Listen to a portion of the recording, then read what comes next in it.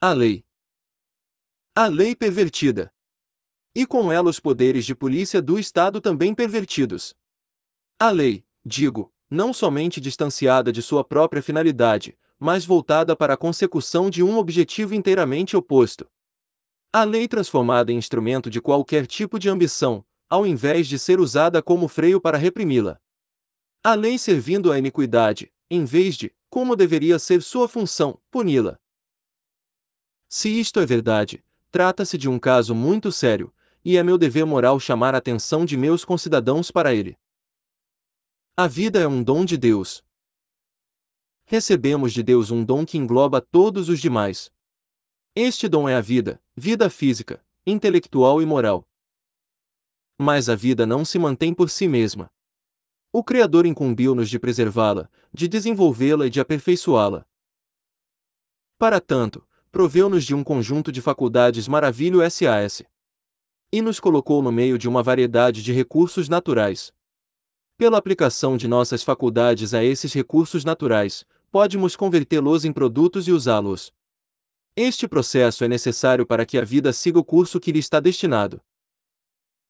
Vida, faculdades, produção, em outros termos, individualidade, liberdade, propriedade, eis o homem. E, apesar da sagacidade dos líderes políticos, estes três dons de Deus precedem toda e qualquer legislação humana, e são superiores a ela. A vida, a liberdade e a propriedade não existem pelo simples fato de os homens terem feito leis. Ao contrário, foi pelo fato de a vida, a liberdade e a propriedade existirem antes que os homens foram levados a fazer as leis. O que é a lei? O que é então a lei? É a organização coletiva do direito individual de legítima defesa. Cada um de nós tem o direito natural, recebido de Deus, de defender sua própria pessoa, sua liberdade, sua propriedade. Estes são os três elementos básicos da vida, que se complementam e não podem ser compreendidos um sem o outro. E o que são nossas faculdades senão um prolongamento de nossa individualidade? E o que é a propriedade senão uma extensão de nossas faculdades? Se cada homem tem o direito de defender, até mesmo pela força, sua pessoa, sua liberdade e sua propriedade, então os demais homens têm o direito de se concertarem, de se entenderem e de organizarem uma força comum para proteger constantemente esse direito. O direito coletivo tem, pois, seu princípio, sua razão de ser, sua legitimidade, no direito individual. E a força comum, racionalmente, não pode ter outra finalidade, outra missão que não a de proteger as forças isoladas que ela substitui.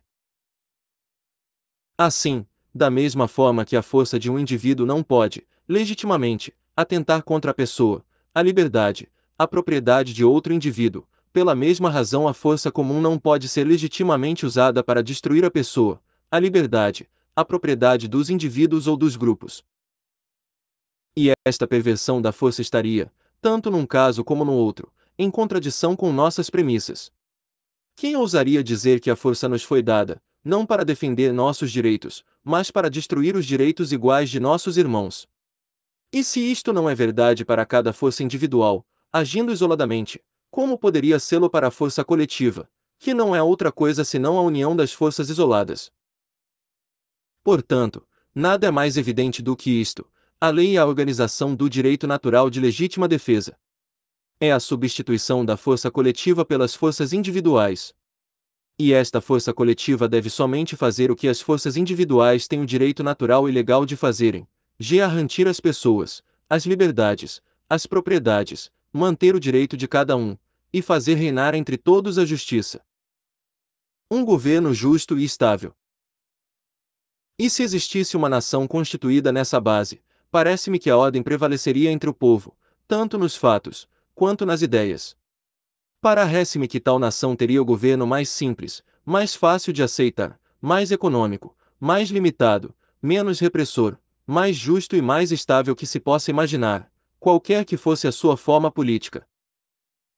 E, sob tal regime, cada um compreenderia que possui todos os privilégios, como também todas as responsabilidades de sua existência. Ninguém teria o que reclamar do governo, desde que sua pessoa fosse respeitada, seu trabalho livre e os frutos de seu labor protegidos contra qualquer injustiça.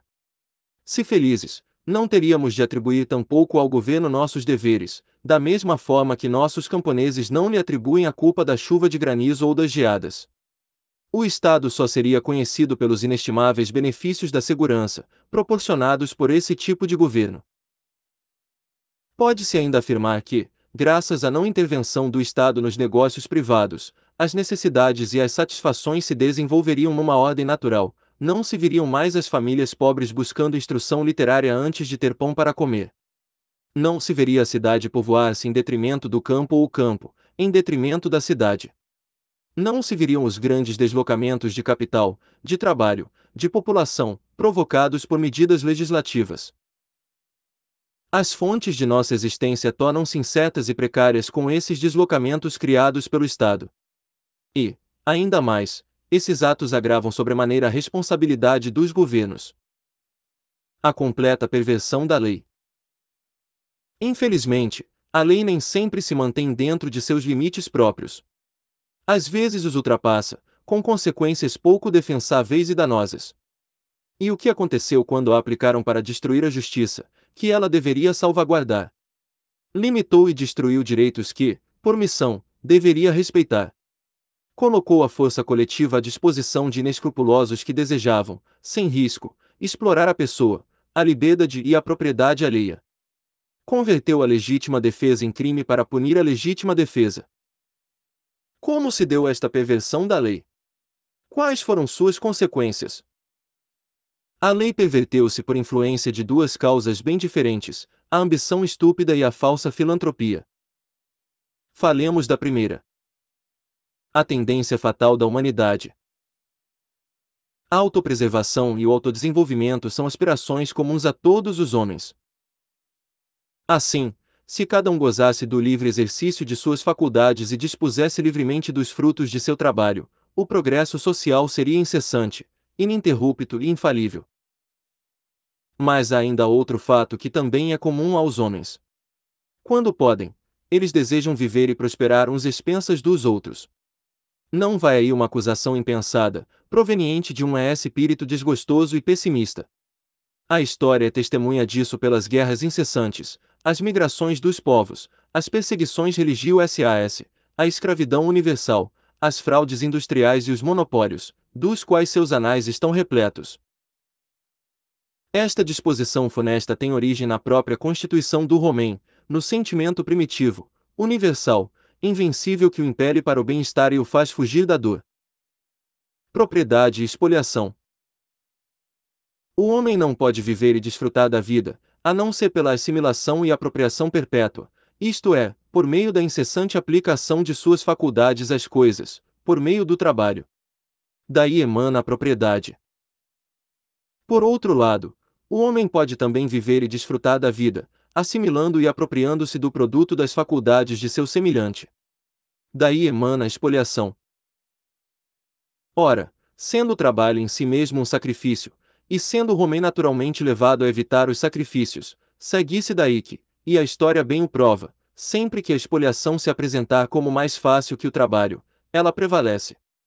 Ela prevalece sem que nem mesmo a religião ou a moral possam, nesse caso, impedi-la.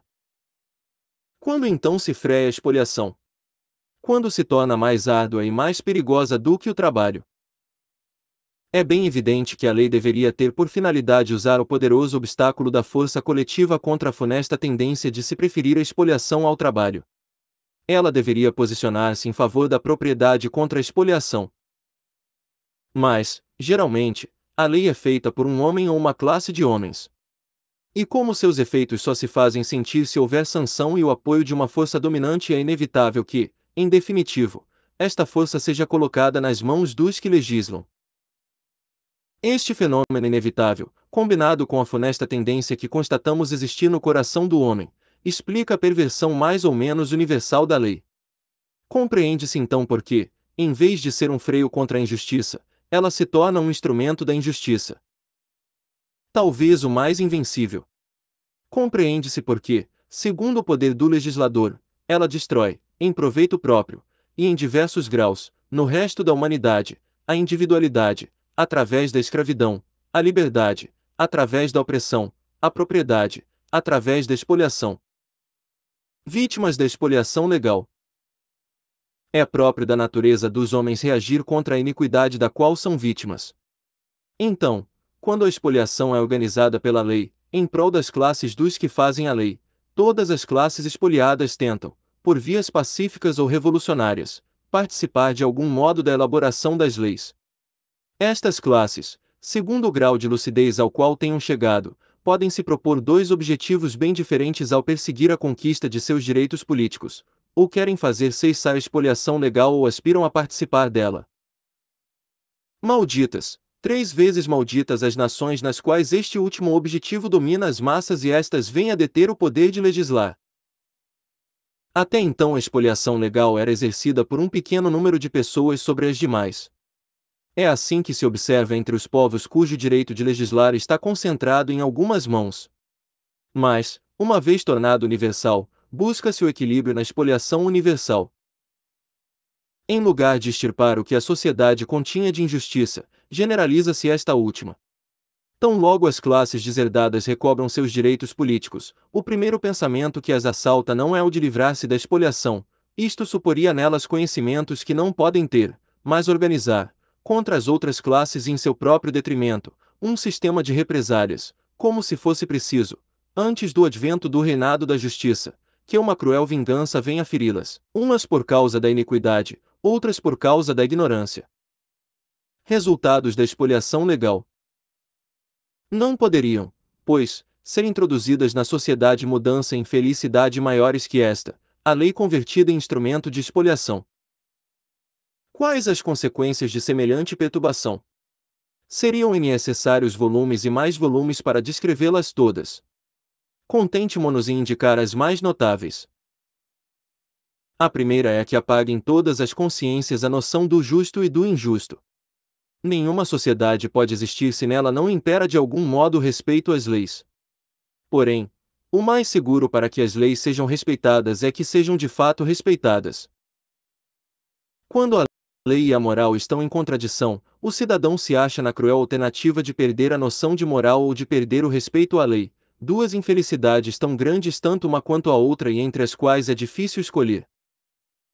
Fazer imperar a justiça está tão inerente à natureza da lei, que lei e justiça formam um todo no espírito das massas. Temos todos forte inclinação a considerar o que é legal como legítimo, a tal ponto que são muitos os que falsamente consideram como certo que toda a justiça emana da lei. Basta que a lei ordene e consagre a expoliação para que esta pareça justa e sagrada diante de muitas consciências. A escravidão, a restrição, o monopólio acham defensores não somente entre os que deles tiram proveito como entre os que sofrem as suas consequências. O destino dos não conformistas. Tente levantar algumas dúvidas a respeito da moralidade destas instituições. Você é, dir-lhe-ão, um inovador perigoso, um utópico, um teórico, um subversivo. Você está abalando as bases sobre as quais repousa a sociedade. Você dá um curso de moral ou de economia política. Aparecerão enviados oficiais para fazer chegar ao governo o seguinte propósito: que a ciência seja doravante ensinada, não mais somente do ponto de vista da livre troca, da liberdade, da propriedade, da justiça, como tem acontecido até agora, mas, e sobretudo, do ponto de vista dos fatos e da legislação, contrária à liberdade, à propriedade e à justiça, que rege a indústria francesa. Que, nas cátedras públicas remuneradas pelo Tesouro, o professor se abstenha rigorosamente de fazer o menor ataque ao respeito devido às leis em vigor etc. De sorte que, se existir alguma lei que sancione a escravidão ou o monopólio, a opressão ou a expoliação sob qualquer forma, não haverá necessidade sequer de tocar no assunto, pois como se vai tocar no assunto sem abalar o respeito que tal lei inspira?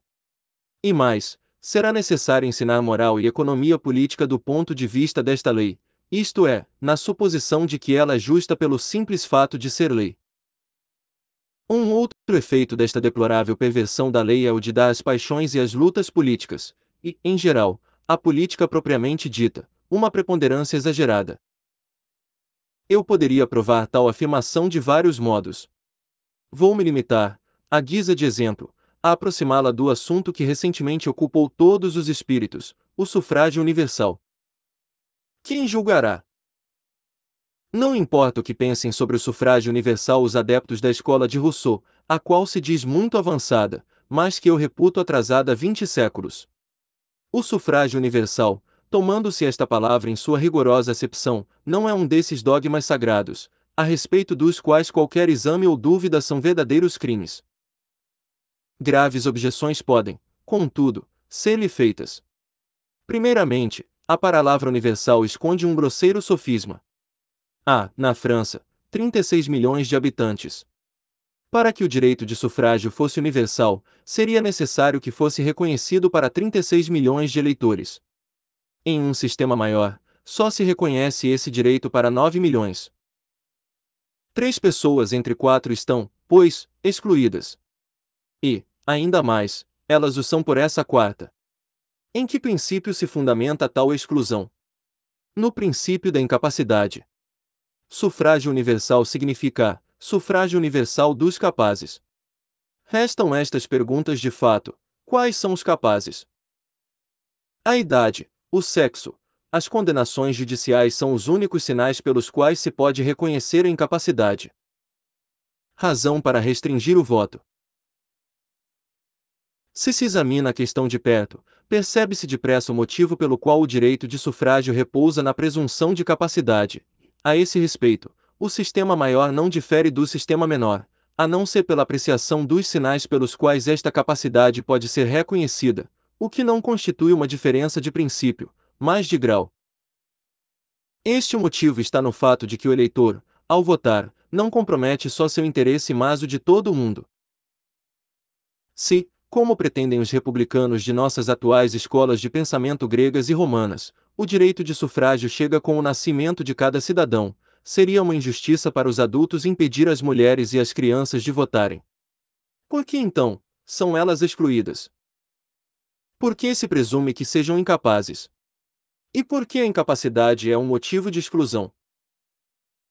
Por que não é o eleitor sozinho que sofre as consequências de seu voto? Porque cada voto engaja e afeta a comunidade por inteiro, porque a comunidade tem o direito de exigir algumas garantias para os atos dos quais dependem seu bem-estar e sua existência. A solução está em restringir a função da lei. Sei o que deve ser respondido neste caso, sei também o que se pode objetar. Mas este não é o lugar para esgotar controvérsia de tal natureza.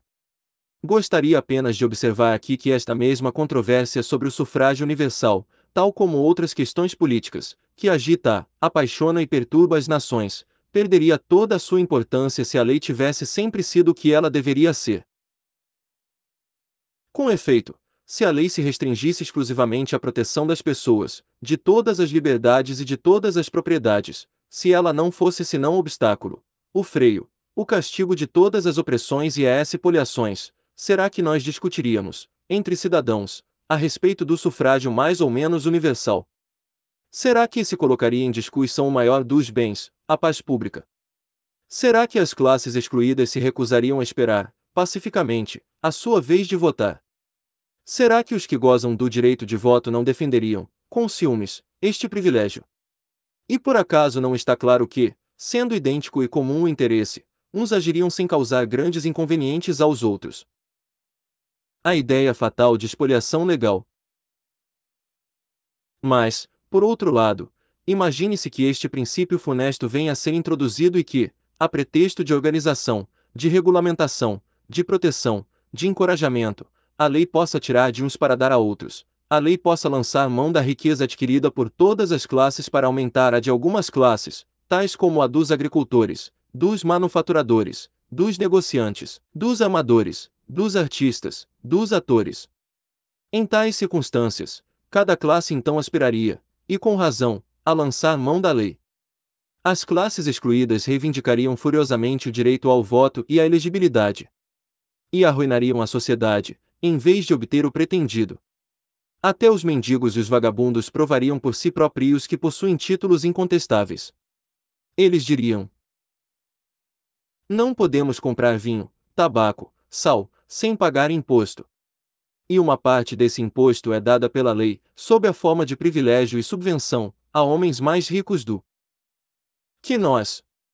Outros usam a lei para aumentar o preço do pão, da carne, do ferro, das roupas. Já que cada um tira da lei o proveito que lhe convém, nós também queremos fazer o mesmo. Queremos da lei o direito à assistência, que é parte da expoliação do pobre.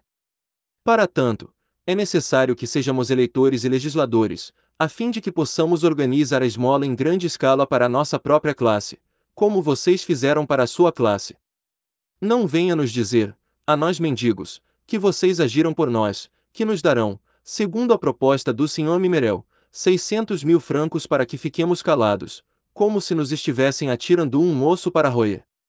Temos outras pretensões e, de qualquer forma, queremos estipular, barganhar para nós mesmos, da mesma maneira que as outras classes o fizeram. E o que se pode dizer para responder a tal argumento? A perversão da lei causa conflito. Enquanto se admitiu que a lei possa ser desviada de seu propósito, que ela pode violar os direitos de propriedade em vez de garanti-los, então qualquer pessoa quererá participar fazendo leis, seja para proteger-se a si próprio contra a expoliação, seja para expoliar os outros. As questões políticas serão sempre prejudiciais, dominadoras e absorverão tudo. Haverá luta às portas da Assembleia Legislativa e também luta, não menos violenta, no seu interior. Para convencer-se disso, basta olhar o que se passa nas câmaras legislativas da França e da Inglaterra. Seria suficiente saber como o assunto é tratado. Há necessidade de se provar que esta odiosa perversão da lei é fonte perpétua de ódio e de discórdia, podendo até chegar à destruição da ordem social. Se alguma prova for necessária, olhe-se para os Estados Unidos. É o país do mundo onde a lei permanece mais dentro dos limites de sua finalidade, a saber, garantir para cada um a liberdade e a propriedade. Como consequência disto, parece não haver no mundo país onde a ordem social repouse sobre bases mais sólidas. Mas, mesmo nos Estados Unidos, existem duas questões, e tão somente duas, que colocaram por várias vezes a ordem política em perigo. Escravidão e tarifas constituem expoliação. E quais são essas duas questões? São a escravidão e as tarifas aduaneiras. Nestes dois assuntos, contrariamente ao espírito geral da República dos Estados Unidos, a lei adquiriu um caráter expoliador. A escravidão é uma violação, pela lei, da liberdade. A tarifa protetora é uma violação, pela lei, do direito de propriedade. E certamente é bem provável que, em meio a tantos outros debates, este duplo flagelo legal, triste herança do velho mundo, possa trazer, e trará, a ruína da União. É que, com efeito, não se pode imaginar, no seio de uma sociedade, um fato mais digno de consideração que este: a lei veio para ser um instrumento da injustiça. E se este fator gera consequências tão terríveis nos Estados Unidos, onde o propósito da lei só permitiu exceções no caso da escravidão e das tarifas, o que dizer de nossa Europa, onde a perversão da lei constitui um princípio, um sistema? Duas espécies de perversão. O Sr. de Montalembert, político e escritor, ao adotar o pensamento contido na famosa proclamação do Sr. Carlier, dizia: é preciso combater o socialismo.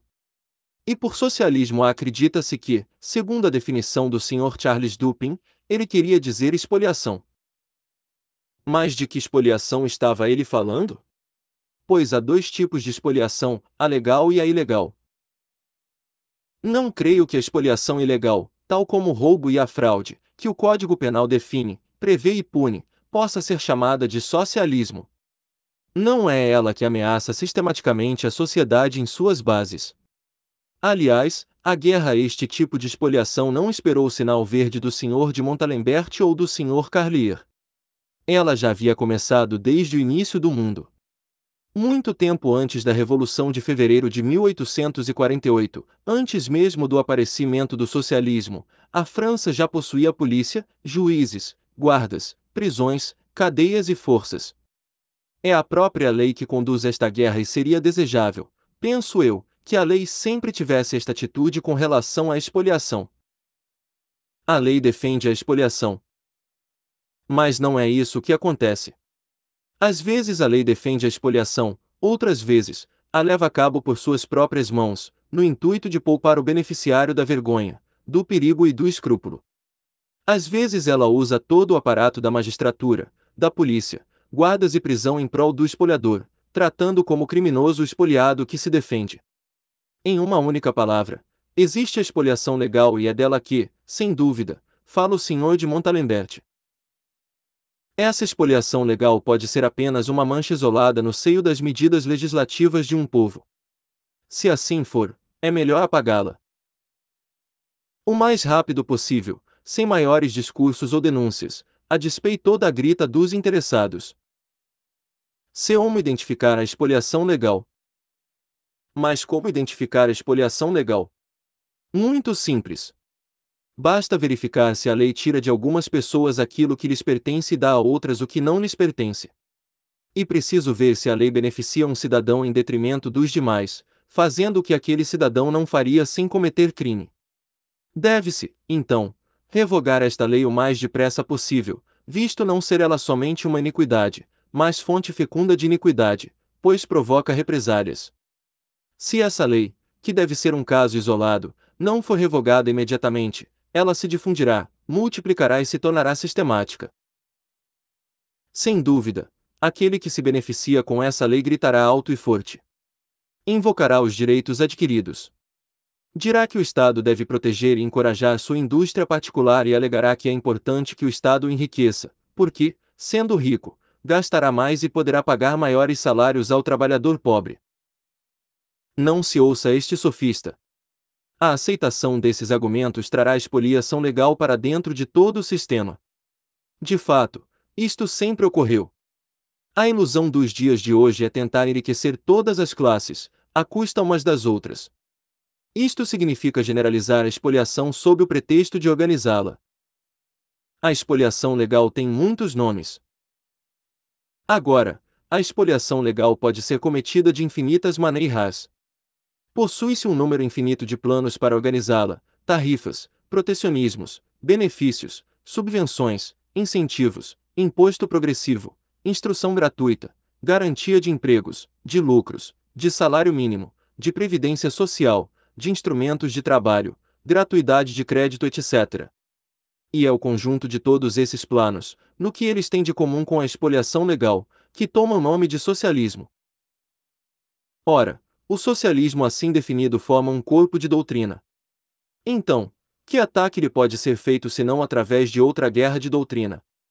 Se você achar a doutrina socialista falsa, absurda e abominável, então refute-a. E quanto mais falsa, mais absurda e mais abominável for, mais fácil será refutá-la. Sobretudo, se você quiser ser forte, comece por expurgar toda e qualquer partícula de socialismo que possa existir na sua legislação. E a tarefa não será pequena. Socialismo é expoliação legal. O Sr. de Montalembert foi acusado de querer combater o socialismo pelo uso da força bruta. Deve-se, porém, livrá-lo desta acusação. O que ele disse, portanto, foi o seguinte: a guerra a se empreender contra o socialismo deve ser compatível com a lei, a honra e a justiça. Mas por que o Sr. de Montalembert não observou que ele se colocará num círculo vicioso? Queria usar a lei para combater o socialismo. Mas como, se o próprio socialismo invoca a lei? Os socialistas desejam praticar a expoliação legal e não a ilegal. Os socialistas, como outros adeptos do monopólio, desejam fazer da lei seu próprio instrumento. E uma vez que a lei está do lado do socialismo, como poderá ser usada contra ele? Se a expoliação está cobertada pela lei, não pode ter contra ela os tribunais, os guardas, as prisões. Ao contrário, deve chamá-los para lhe prestar apoio. Para impedir tais coisas, talvez se quisesse excluir os socialistas da elaboração das leis. Será que se poderia impedi-los de entrar na Assembleia Legislativa? Não se teria sucesso, prevejo, enquanto a expoliação legal continuar a ser o principal assunto de nossa legislação. É ilógico, na verdade até absurdo, pensar de outra maneira. A escolha diante de nós. A questão da expoliação legal deve ser esvaziada de qualquer maneira. Para tanto só vejo três soluções. Poucos espoliarão muitos. 2. Todos espoliarão todos. 3. Ninguém espoliará ninguém. Devemos fazer nossa escolha: espoliação parcial, universal ou nula. A lei só pode lutar por um desses três resultados. Espoliação parcial é o sistema que prevaleceu enquanto o eleitorado era parcial e ao qual estamos retornando para evitar a invasão do socialismo. Espoliação universal é o sistema que nos ameaçou quando o sufragio se tornou universal. As massas conceberam a ideia de legislar a partir do mesmo princípio utilizado pelos legisladores que as precederam, quando o sufrágio era limitado. Espoliação nula é o princípio da justiça, da paz, da ordem, da estabilidade, da harmonia, do bom senso. E até o último dos meus dias eu proclamarei com todas as minhas forças, que já estão débeis, por causa de meus pulmões 2, a existência desse princípio. A função própria da lei. E, sinceramente, pode-se pedir outra coisa à lei senão a ausência da espoliação? Pode a lei, que necessariamente pede o uso da força, ser usada racionalmente para outra coisa que não seja a proteção dos direitos de cada pessoa? Desafio qualquer um a tentar usá-la de outro modo sem pervertê-la e, consequentemente, colocando a força contra o poder. Esta é a mais funesta e a mais lógica perversão que se possa imaginar. Deve-se, pois, admitir que a verdadeira solução, tão procurada na área das relações sociais, está contida em três simples palavras: a lei e a justiça organizada. Ora, vejamos bem, quando a justiça é organizada pela lei, isto exclui a ideia de usar a lei, a força, para organizar qualquer outra atividade humana, seja trabalho, caridade, agricultura, comércio, indústria, educação, arte ou religião. A organização pela lei de qualquer uma dessas atividades trairia inevitavelmente a organização essencial, a saber, a justiça. Sinceramente, como se pode imaginar o uso da força contra a liberdade dos cidadãos, sem que isto não fira a justiça e o seu objetivo próprio? A sedutora atração do socialismo. Aqui eu esbarro no mais popular dos preconceitos de nossa época. Não se acha suficiente que a lei seja justa, pretende-se também que seja filantrópica. Não se julga suficiente que a lei garanta a cada cidadão o livre e inofensivo uso de suas faculdades para o seu próprio desenvolvimento físico, intelectual e moral. Exige-se, ao contrário, que espalhe diretamente sobre a nação o bem-estar, a educação e a moralidade. Este é o lado sedutor do socialismo. E eu repito novamente, estes dois usos da lei estão em contradição um com o outro. É preciso escolher entre um ou outro. Um cidadão não pode, ao mesmo tempo, ser e não ser livre. A fraternidade forçada destrói a liberdade. O Sr. de Lamartine escreveu-me certa vez o seguinte: sua doutrina é somente a metade do meu programa. Você parou na liberdade, eu já estou na fraternidade. Eu lhe respondi: a segunda metade de seu programa destruirá a primeira. Com efeito, é-me impossível separar a palavra fraternidade da palavra voluntária. Eu não consigo sinceramente entender como a fraternidade pode ser legalmente forçada, sem que a liberdade seja legalmente destruída, em consequência, a justiça legalmente pisada. A expoliação legal tem duas raízes: uma delas, como já lhe disse anteriormente, está no egoísmo humano, a outra, na falsa filantropia. Antes de ir além, creio dever explicar exatamente o que entendo pela palavra expoliação. A expoliação viola a propriedade. Não uso esta palavra como se faz frequentemente, numa acepção vaga, indeterminada, aproximativa, metafórica. Faço no sentido absolutamente científico, isto é, exprimindo a ideia oposta à ideia de propriedade, salários, terras, dinheiro ou outra coisa qualquer. Quando uma porção da riqueza passa daquele que a adquiriu, sem seu consentimento e a compensação devida, para alguém que não a gerou, seja pela força ou por astúcia, digo que houve violação da propriedade, que houve expoliação. Digo que é isto que a lei deveria reprimir para todo o sempre. Quando a própria lei comete um ato que ela deveria reprimir, nesse caso a expoliação não é menor, porém maior, do ponto de vista social, com circunstâncias agravantes. Só que, em tal situação, a pessoa que recebe os benefícios não é responsável pelo ato de expoliação. Tal responsabilidade cabe à lei, ao legislador e à própria sociedade. E é aí que está o perigo político. É de se lamentar que a palavra expoliação tenha conotações ofensivas. Tentei em vão encontrar outra, pois eu não desejaria, em momento algum, lançar no seio de nossas dissensões uma palavra irritante. Por isso, creiam-me ou não, declaro não pretender acusar as intenções ou a moral de quem quer que seja. Eu combato uma ideia que acredito ser falsa, um sistema que me parece injusto, uma injustiça tão independente das intenções pessoais, que cada um de nós tira proveito da ideia do sistema sem o querer e sofre por causa do mesmo sem o saber. 3 sistemas de expoliação. A sinceridade daqueles que abraçam o protecionismo, o socialismo e o comunismo não é aqui questionada. Qualquer escritor que quiser fazer isto deve estar agindo sob a influência do espírito político ou do medo político. Deve ser contudo apontado que o protecionismo, o socialismo e o comunismo são basicamente a mesma planta, em 3 estágios diferentes de seu crescimento. Tudo o que se pode dizer é que a expoliação legal é mais visível, por sua particularidade, no protecionismo 13, por sua universalidade, no comunismo. Conclui-se então que, dos 3 sistemas, o socialismo é ainda o mais vago, o mais indeciso, por conseguinte, o mais sincero. Mas, sincero ou não, as intenções das pessoas não estão aqui colocadas em questão. De fato, eu já disse que a expoliação legal está baseada parcialmente na filantropia, mesmo que seja na falsa filantropia.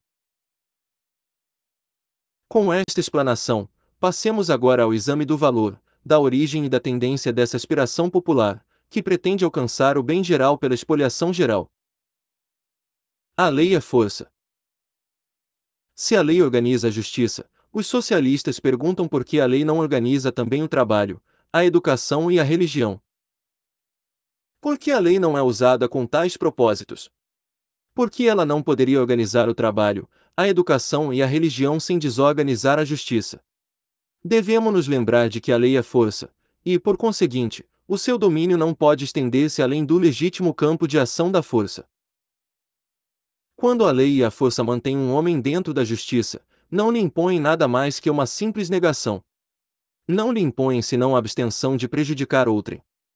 Não violam sua personalidade, sua liberdade nem sua propriedade. Elas somente salvaguardam a personalidade, a liberdade e a propriedade dos demais. Mantêm-se na defensiva puramente e defendem a igualdade de direitos para todos. A lei é um conceito negativo. A lei e a força realizam uma missão cuja inocuidade é evidente, a utilidade palpável e a legitimidade indiscutível. Isto é tão verdadeiro que um de meus amigos me fez observar que a finalidade da lei é fazer reinar a justiça, o que, a rigor, não é bem exato. Seria melhor dizer-se que a finalidade da lei é impedir a injustiça de reinar. Com efeito, não é a justiça que tem uma existência própria, mas a injustiça. Uma resulta da ausência da outra. Mas quando a lei, por intermédio de seu agente necessário, a força, impõe um modo de trabalho, um método ou uma matéria de ensino, uma fé religiosa ou um credo, não é mais negativamente, mas positivamente, que ela age sobre os homens. Ela substitui a vontade do legislador por sua própria vontade, a iniciativa do legislador por sua própria iniciativa. Quando isto acontece, as pessoas não têm mais que se consultar, que comparar, que prever. A lei faz tudo por elas. A inteligência torna-se para elas um móvel inútil, elas deixam de ser gente, perdem sua personalidade, sua liberdade, sua propriedade. Tente-se imaginar uma forma de trabalho imposta pela força, que não atinja a liberdade, uma transmissão de riqueza imposta pela força, que não seja uma violação da propriedade. Se imaginar isto for impossível, deve-se reconhecer que a lei não pode organizar o trabalho e a indústria sem organizar a injustiça. A abordagem política. Quando um político, de dentro de seu escritório, observa a sociedade, ele se surpreende com o espetáculo de desigualdade que se apresenta diante de seus olhos. Ele deplora os sofrimentos que são enormes para grande número de nossos irmãos, sofrimentos tornados mais entristecedores ainda pelo contraste com o luxo e a opulência. Talvez esse político devesse perguntar-se se um tal estado de coisas na sociedade não tem por origem antigas expoliações, causadas por conquistas, e também por novas expoliações, causadas pela lei. Ele deveria talvez considerar a seguinte proposição: se os homens aspiram ao bem-estar e à perfeição, o reinado da justiça não seria suficiente para produzir os maiores esforços em busca do progresso e a maior igualdade possível, compatíveis com a responsabilidade individual que Deus estabeleceu para que virtudes e vícios tenham para cada um sua justa consequência. Mas o político nem pensa nisso. Seu pensamento está voltado para as organizações, as combinações e arranjos, legais ou aparentemente legais. Ele procura remediar o mal, aumentando e perpetuando a verdadeira causa desse mal em primeiro lugar, a expoliação legal. Já vimos que a justiça é um conceito negativo. Haverá, porventura, alguma dessas ações legais positivas que não contém o princípio da expoliação? A lei e a caridade.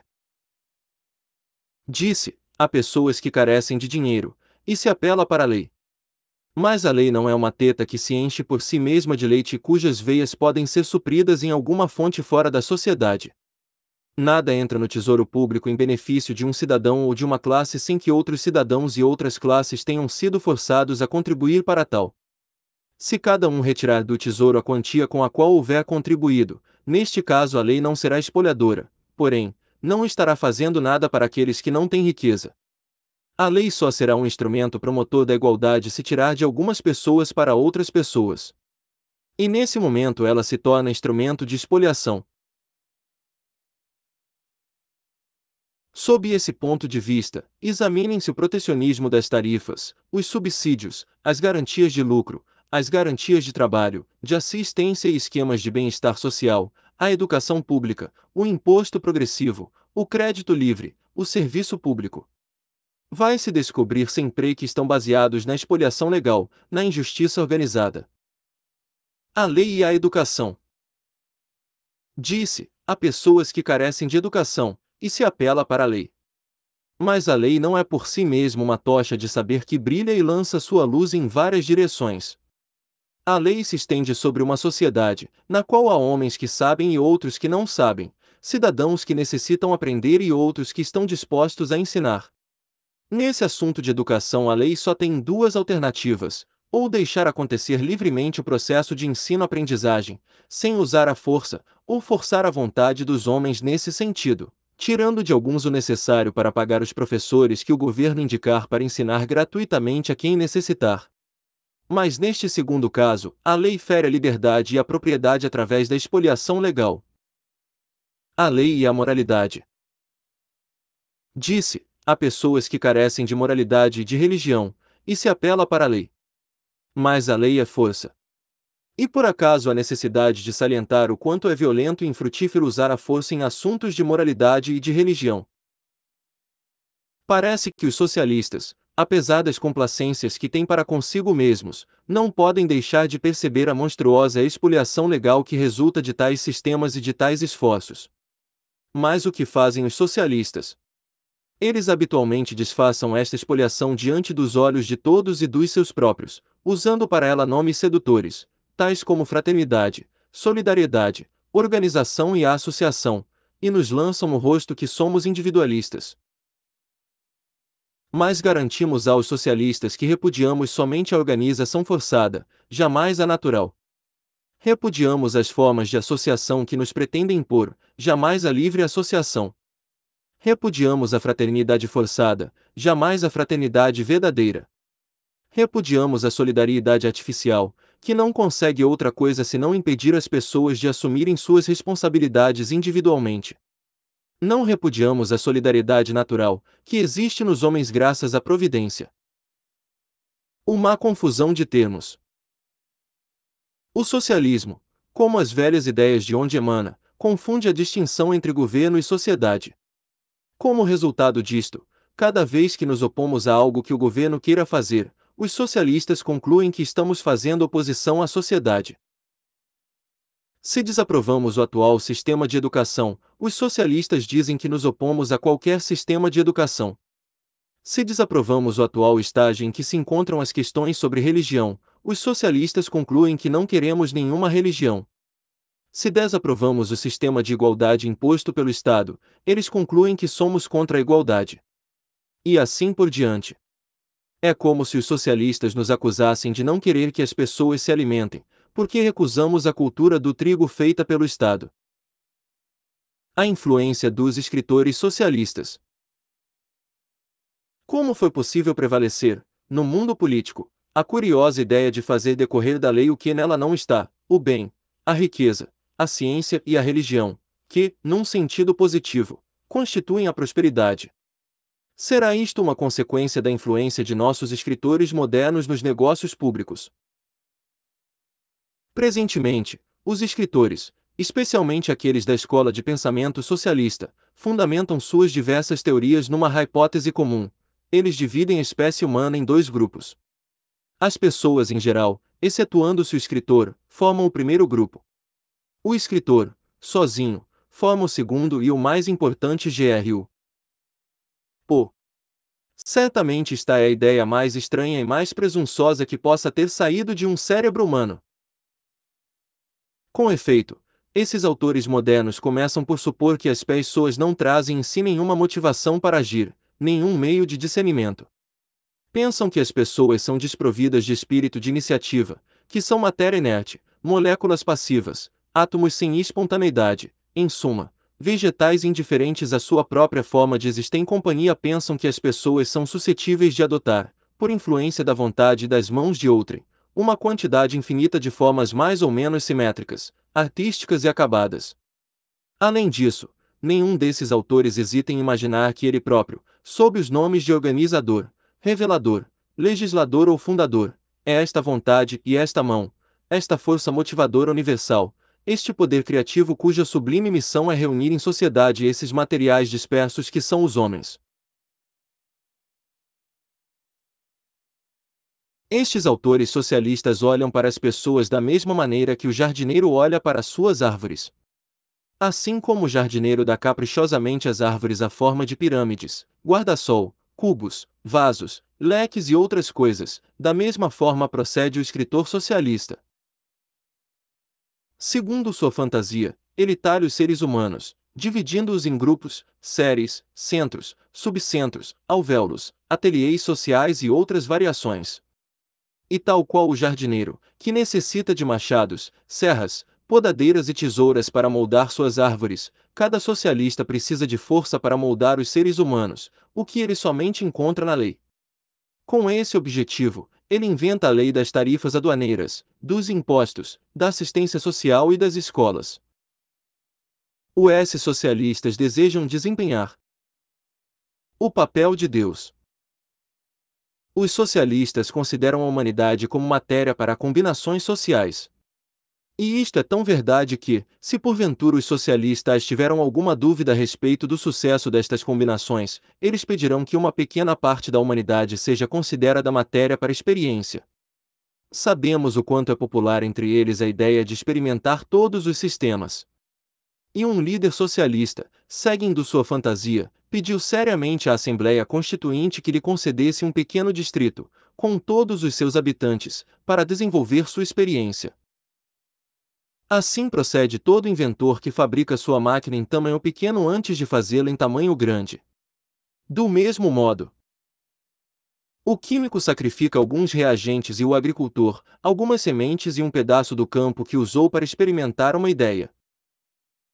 Mas que diferença incomensurável existe entre o jardineiro e suas árvores, entre o inventor e sua máquina, entre o químico e seus reagentes, entre o agricultor e suas sementes? O socialista pensa, de boa fé, que a mesma diferença o separa da humanidade. Não é de se espantar que os escritores do século XIX considerem a sociedade como uma criação artificial saída do gênio do legislador. Esta ideia, fruto da educação clássica, dominou todos os pensadores, todos os grandes escritores de nosso país. Todos viram entre a humanidade e o legislador as mesmas relações que existem entre a argila e o oleiro. E ainda há mais. Mesmo quando eles aceitaram reconhecer que, no coração do homem, existe um princípio de ação e, no intelecto humano, um princípio de discernimento, ainda assim consideraram estes dons de Deus como funestos. Pensaram que as pessoas, sob a influência destes dois dons, tenderiam falsamente para sua própria ruína. Apontaram como certo que, abandonadas suas próprias inclinações, a humanidade desembocaria no ateísmo em vez de na religião, na ignorância, em vez de no conhecimento, na miséria, em vez de na produção e na troca. Os socialistas desprezam a humanidade. Segundo esses autores, há, na verdade, pessoas afortunadas, a quem os céus concederam o privilégio de possuírem exatamente tendências opostas, para benefício deles e do resto do mundo. São eles os governantes e os legisladores. Enquanto a humanidade tende para o mal, eles, os privilegiados, tendem para o bem. Enquanto a humanidade caminha para as trevas, eles aspiram à luz, enquanto a humanidade é levada para o vício, eles são atraídos para a virtude.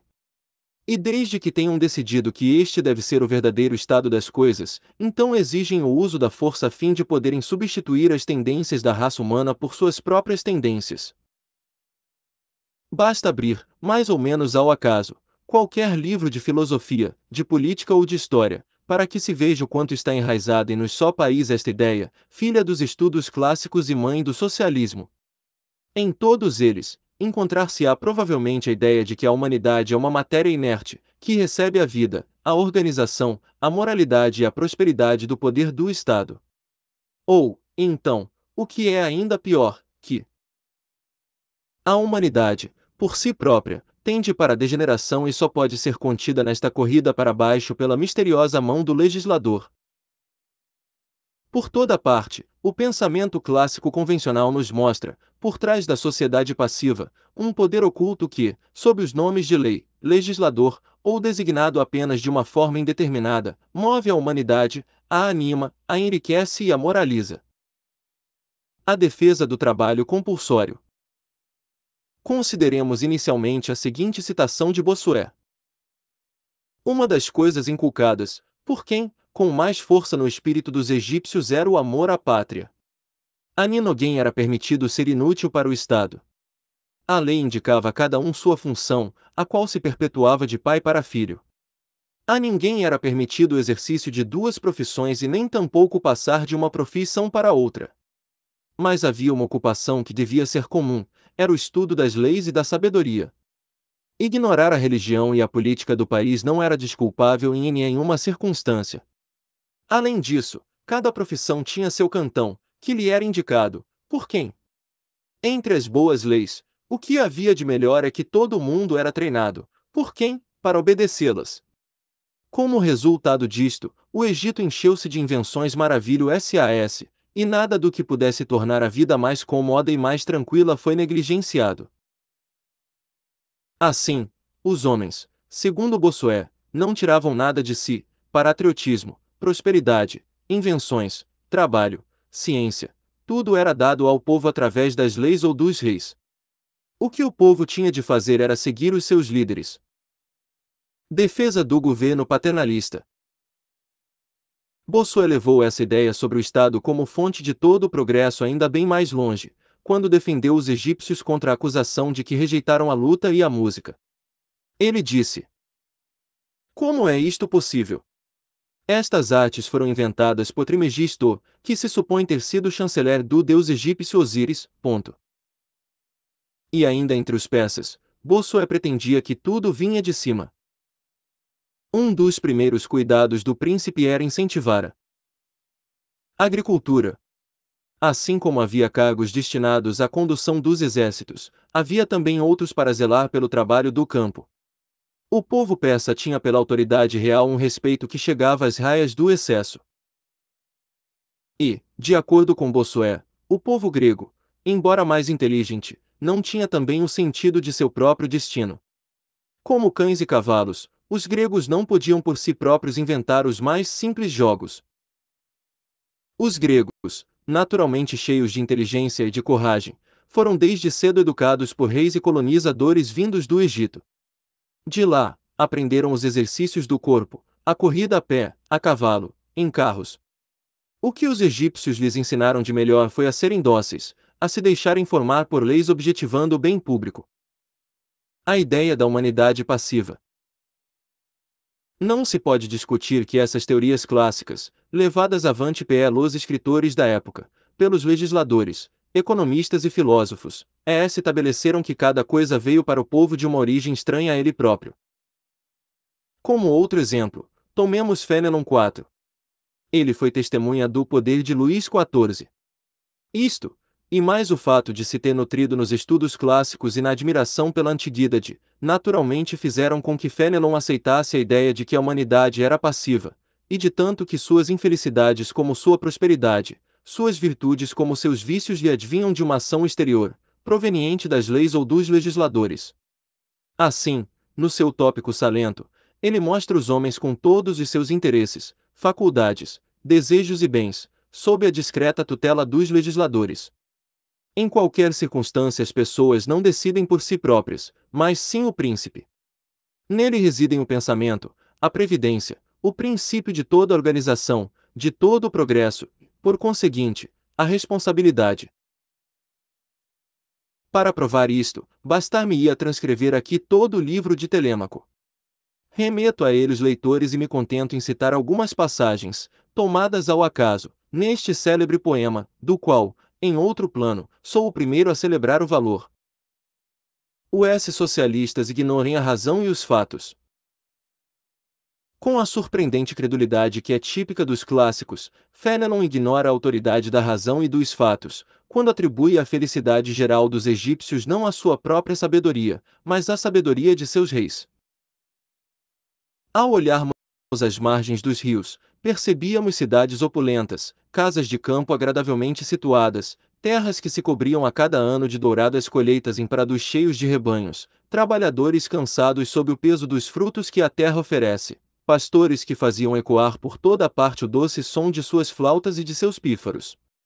Feliz, dizia Mentor, o povo que é conduzido por um rei sábio. E Mentor me fazia notar a alegria e a abundância espalhadas por todo o campo no Egito. Aí se podiam contar até 22.000 cidades. A justiça feita a favor do pobre, contra o rico, a boa educação das crianças, acostumadas à obediência, ao trabalho, à sobriedade, ao amor pelas artes e pelas letras, a exatidão com que todas as cerimônias religiosas eram celebradas, o desinteresse, o desejo da honra, a fidelidade aos homens e o temor aos deuses, tudo isso inspirado pelos pais aos filhos. Ele não se cansava de admirar esta bela ordem. Feliz, me dizia ele, o povo que um rei sábio conduz desta maneira. Sobre Creta, Fénelon descreve um idílio ainda mais sedutor. Em seguida, coloca na boca de Mentor as seguintes palavras: tudo o que vocês veem nesta ilha maravilhosa é fruto das leis de Minos. A educação que ele estabeleceu para as crianças torna o corpo sadio e robusto. Elas são inicialmente acostumadas a uma vida simples, frugal e laboriosa. Supõe-se que qualquer prazer dos sentidos amolece o corpo e o espírito. Não se lhes propõe jamais outro prazer que o de serem invencíveis, através da virtude e da conquista da glória. Aqui se castigam 3 vícios que entre outros povos são impunes: a ingratidão, a dissimulação e a avareza. Quanto ao Fausto e à preguiça, não se tem jamais necessidade de reprimi-los, pois são desconhecidos em Creta. Não se permitem nem mobiliário precioso, nem festins deliciosos, nem palácios dourados. É assim que Mentor prepara seu aluno para moldar e manipular, sem dúvida nas melhores das intenções, o povo de Ítaca. E para convencer os alunos da sabedoria de suas ideias, Mentor recita-lhes o exemplo de Salento. É deste tipo de filosofia que recebemos nossas primeiras ideias políticas. Ensinaram-nos a tratar as pessoas como um instrutor de agricultura ensina aos agricultores a preparar e a cuidar do solo. O nome famoso e uma ideia má. Agora ouçam o famoso Montesquieu sobre o mesmo assunto. Para manter o espírito de comércio, é necessário que todas as leis o favoreçam. Essas leis, por suas disposições, dividindo as fortunas à medida que são feitas no comércio, deveriam prover cada cidadão pobre de circunstâncias que lhe facilitassem trabalhar como os demais. As mesmas leis deveriam pôr cada cidadão rico em circunstâncias tão medíocres que tivessem necessidade de trabalhar para conservar ou para ganhar. Assim, as leis dispõem sobre todas as fortunas. Apesar de, na democracia, a igualdade verdadeira ser a alma do Estado, é, entretanto, tão difícil alcançá-la, que uma exatidão extrema a esse respeito não seria sempre conveniente. Basta que se estabeleça um censo que reduza ou fixe essas diferenças dentro de um certo limite. Depois disso, é tarefa para as leis específicas igualar as desigualdades, através de encargos impostos aos ricos e concessões de alívio aos pobres. Aqui, novamente, encontramos a ideia de igualar fortunas pela lei, pela força. Na Grécia, havia dois tipos de república. Uma, Esparta, era militar, a outra, Atenas, era comercial. Na primeira, desejava-se que os cidadãos fossem ociosos, na segunda, que amassem o trabalho. Note-se a extensão do gênio que foi necessário a esses legisladores para ver que, colocando em choque todos os costumes recebidos, confundindo todas as virtudes, eles mostrariam ao universo sua sabedoria. Licurgo deu estabilidade à cidade de Esparta, combinando o roubo com o espírito da justiça, combinando a mais dura escravidão com a extrema liberdade, combinando os sentimentos mais atrozes com a maior moderação. Parece que ele privou sua cidade de todos os recursos, artes, comércio, dinheiro e defesas. Em Esparta, tinha-se ambição sem esperança de recompensa material. Os sentimentos naturais não tinham respaldo, pois um homem não era nem filho, nem marido, nem pai. Até a castidade não era mais considerada conveniente. Foi por este caminho que Esparta foi levada à grandeza e à glória. Este arrojo que existia nas instituições da Grécia repetiu-se na degeneração e na corrupção dos tempos modernos. Um legislador honesto formou um povo no qual a probidade parece tão natural quanto a coragem entre os espartanos. O Sr. William Penn, por exemplo, é um verdadeiro licurgo. E, embora o Sr. Penn tivesse a paz como objetivo e licurgo, a guerra, eles se assemelham um ao outro, naquilo em que a autoridade moral de ambos sobre os homens livres permitiu-lhes vencer preconceitos, dominar paixões e conduzir seus respectivos povos para novos caminhos. O Paraguai 5 pode nos fornecer outro exemplo. Quis se cometer um crime contra a sociedade, que vê o prazer de comandar como o único bem da vida, mas será sempre belo governar os homens, tornando-os mais felizes. Os que quiserem estabelecer instituições similares devem proceder da seguinte forma: implantar a comunidade de bens como na República de Platão, bem como venerar os deuses, precaver-se contra a mistura dos estrangeiros com o povo, a fim de preservar os costumes e deixar que o citado, em vez dos cidadãos, pratique o comércio. Os legisladores deveriam promover as artes, em vez da luxúria, e também satisfazer necessidades, em vez de desejos. Uma ideia horripilante. Aqueles que estiverem sujeitos à admiração vulgar exclamarão: Montesquieu já disse isso.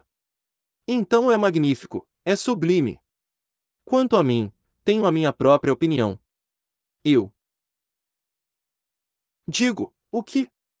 Como você pode achar isto bom? Isto é medonho. É abominável. Esta seleção de trechos escritos por Montesquieu mostra que ele considera as pessoas, as liberdades, a propriedade, a própria humanidade, como apenas material para os legisladores exercitarem sua sagacidade. O líder dos democratas. Vejamos agora Rousseau, no que se refere a este assunto. Este autor é considerado pelos democratas como autoridade suprema.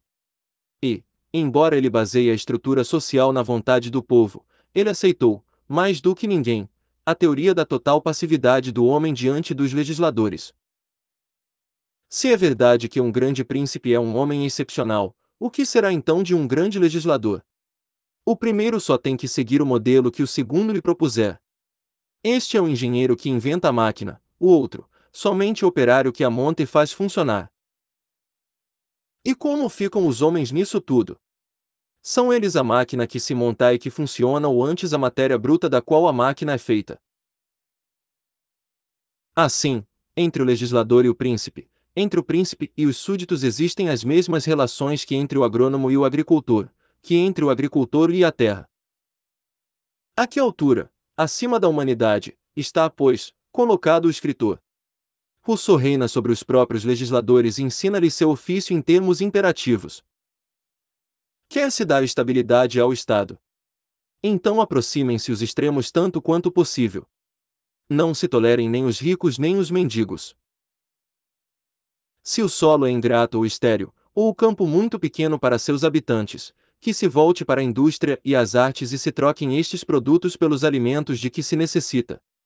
Em um solo fértil, se existem poucos habitantes, que se dedique toda a atenção à agricultura, pois assim se poderá multiplicar a população, que se abandonem às artes, porque só servem para despovoar a nação. Se as costas são extensas e acessíveis, então cubram-se os mares com navios mercantes, ter-se-á uma existência brilhante, mais curta. Se, porém, o mar banha somente costas cheias de rochedos inacessíveis, deixe-se o povo ser bárbaro e comer peixe, assim ele viverá mais calmo, talvez melhore, com toda certeza, viverá mais feliz. Em suma, e como acréscimo às máximas que são comuns a todos, cada povo possui suas circunstâncias particulares. E tal fato por si só gera uma legislação apropriada às circunstâncias. Esta é a razão pela qual os hebreus, há mais tempo, e mais recentemente, os árabes, fizeram da religião seu principal objetivo. O objetivo dos atenienses era a literatura, o dos cartagineses e do povo de Tiro, o comércio, o do povo de Rhodes, a marinha, o dos espartanos, a guerra, e o dos romanos, a virtude. O autor do Espírito das Leis mostrou com que arte o legislador orienta a instituição para cada um desses objetivos. Mas suponha que o legislador se engane e tome outro objetivo diferente daquele que é indicado pela natureza das coisas. Suponha que o objetivo selecionado venha a criar ou a escravidão ou a liberdade, ou então que crie riqueza ou aumento de população, ou que crie, ainda, ou paz ou conquista. Esta confusão de objetivos vai lentamente enfraquecendo a lei e prejudica a Constituição. O Estado estará sujeito a frequentes agitações, até que seja destruído ou modificado e que a invencível natureza retome o seu impulso. Mas se a natureza é suficientemente invencível para recuperar seu império, por que então Rousseau não admite que não havia necessidade do legislador para, desde o início, recuperar este império? Por que não admite ele que os homens, por força de seus próprios instintos, voltassem para o comércio numa costa extensa e acessível, sem a interferência de um Licurgo ou de um Solon ou de um Rousseau, que facilmente se podem enganar? Os socialistas querem o conformismo forçado.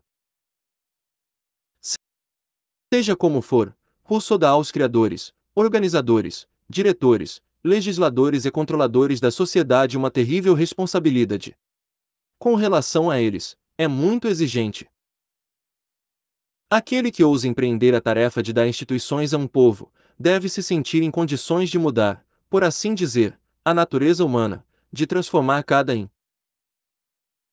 indivíduo que, por si só, é um todo perfeito e solitário, em parte de um grande todo, do qual este indivíduo recebe, integralmente ou em parte, sua vida e seu direito de ser. Assim, a pessoa que se compromete a empreender a criação política de um povo deveria acreditar em sua habilidade em alterar a constituição do homem, para reforçá-la, para substituir uma existência parcial e moral por uma existência física e independente, que todos nós recebemos da natureza. E preciso, em uma palavra, que esse criador de política retire do homem suas forças próprias e o dote de outras que lhe são naturalmente estranhas. Pobre espécie humana! O que se tornaria a dignidade da pessoa se fosse confiada aos seguidores de Rousseau? 0S legisladores desejam moldar a humanidade. Examinemos agora Raynal, quando fala do fato de a humanidade ser moldada pelo legislador. O legislador deve primeiro considerar o clima, o céu e o solo. Os recursos ao seu dispor determinam seus deveres. Ele deve primeiro considerar sua posição local. Uma população que vive à beira-mar deve ter leis voltadas para a navegação. Se for uma população interiorana, o legislador deve fazer seus planos, acomodando-os à natureza e à fertilidade do solo. É principalmente no que se refere à distribuição da propriedade que o gênio do legislador deve manifestar-se. Como regra geral, quando uma nova colônia é fundada, em qualquer parte do mundo, devem ser distribuídas terras de extensão suficiente a cada homem, de modo a poder sustentar sua família. Numa ilha selvagem, que se povoaria de crianças, bastaria deixar germinarem as sementes da verdade junto com o desenvolvimento da razão. Mas quando um povo, já antigo, se estabelece em um país novo, a habilidade do legislador está no fato de permitir a esse povo conservar a opinião e os costumes nocivos que não podem mais ser curados e corrigidos. Se se deseja evitar que tais opiniões e costumes se tornem permanentes, deve-se assegurar que a segunda geração de crianças tenha um sistema geral de educação pública. Um príncipe ou um legislador não deveriam jamais fundar colônias sem antes enviar homens sábios para instruírem a juventude. Em uma nova colônia, uma ampla oportunidade é dada ao legislador que deseje depurar os costumes e os modos de vida do povo. Se ele tiver virtude e gênio, a terra e o povo à sua disposição inspirarão à sua alma um plano para a sociedade. Um escritor pode somente traçar o plano antecipadamente, de um modo vago, pois é necessário sujeitar-se à instabilidade de todas as hipóteses. O problema tem muitas formas, complicações e circunstâncias que são difíceis de prever e fixar em detalhes. Os legisladores disseram como dirigir os homens. As instruções de Rainal aos legisladores sobre como dirigir o povo podem ser comparadas às conferências de um professor de agricultura feitas a seus alunos. O clima é a primeira norma do agricultor.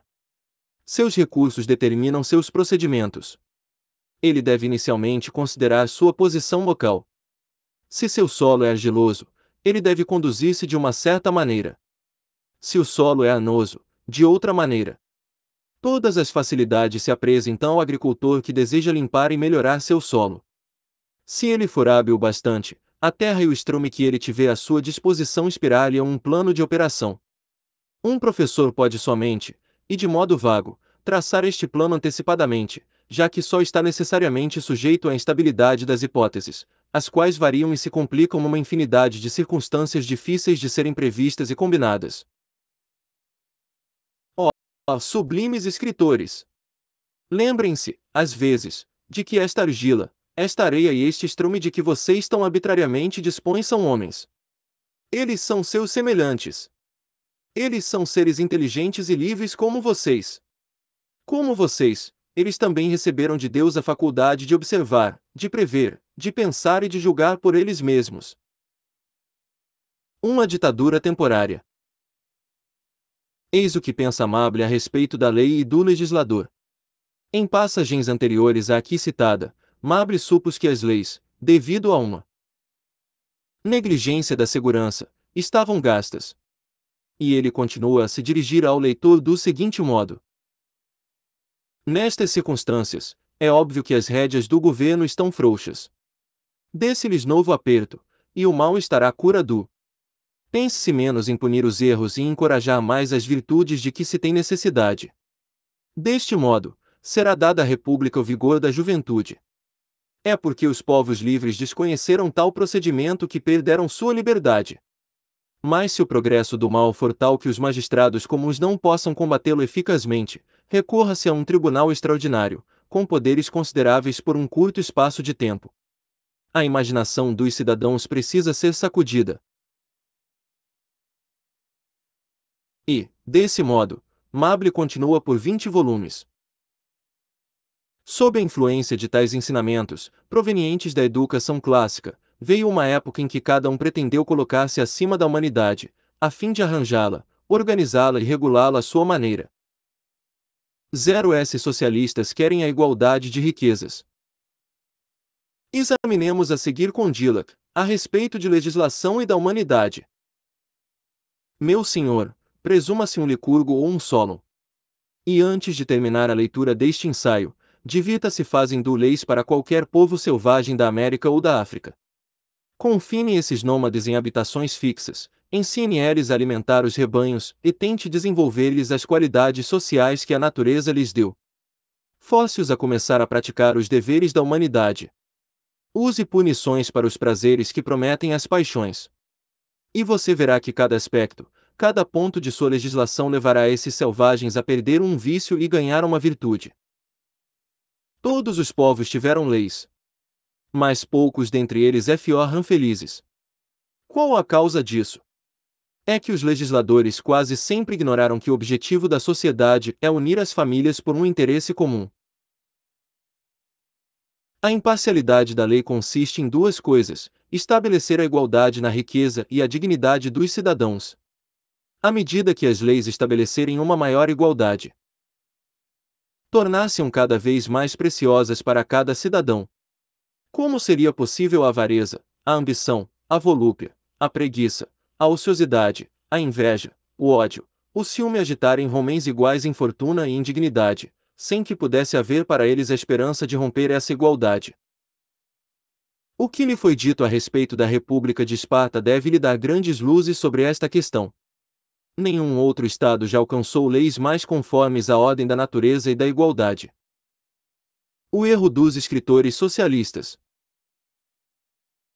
Atualmente não é de se estranhar que durante os séculos 17 e 18 o gênero humano fosse considerado como matéria inerte, que tudo espera e recebe, forma, rosto, energia, movimento e vida, tudo proveniente de um grande príncipe, de um grande legislador ou de um grande gênio.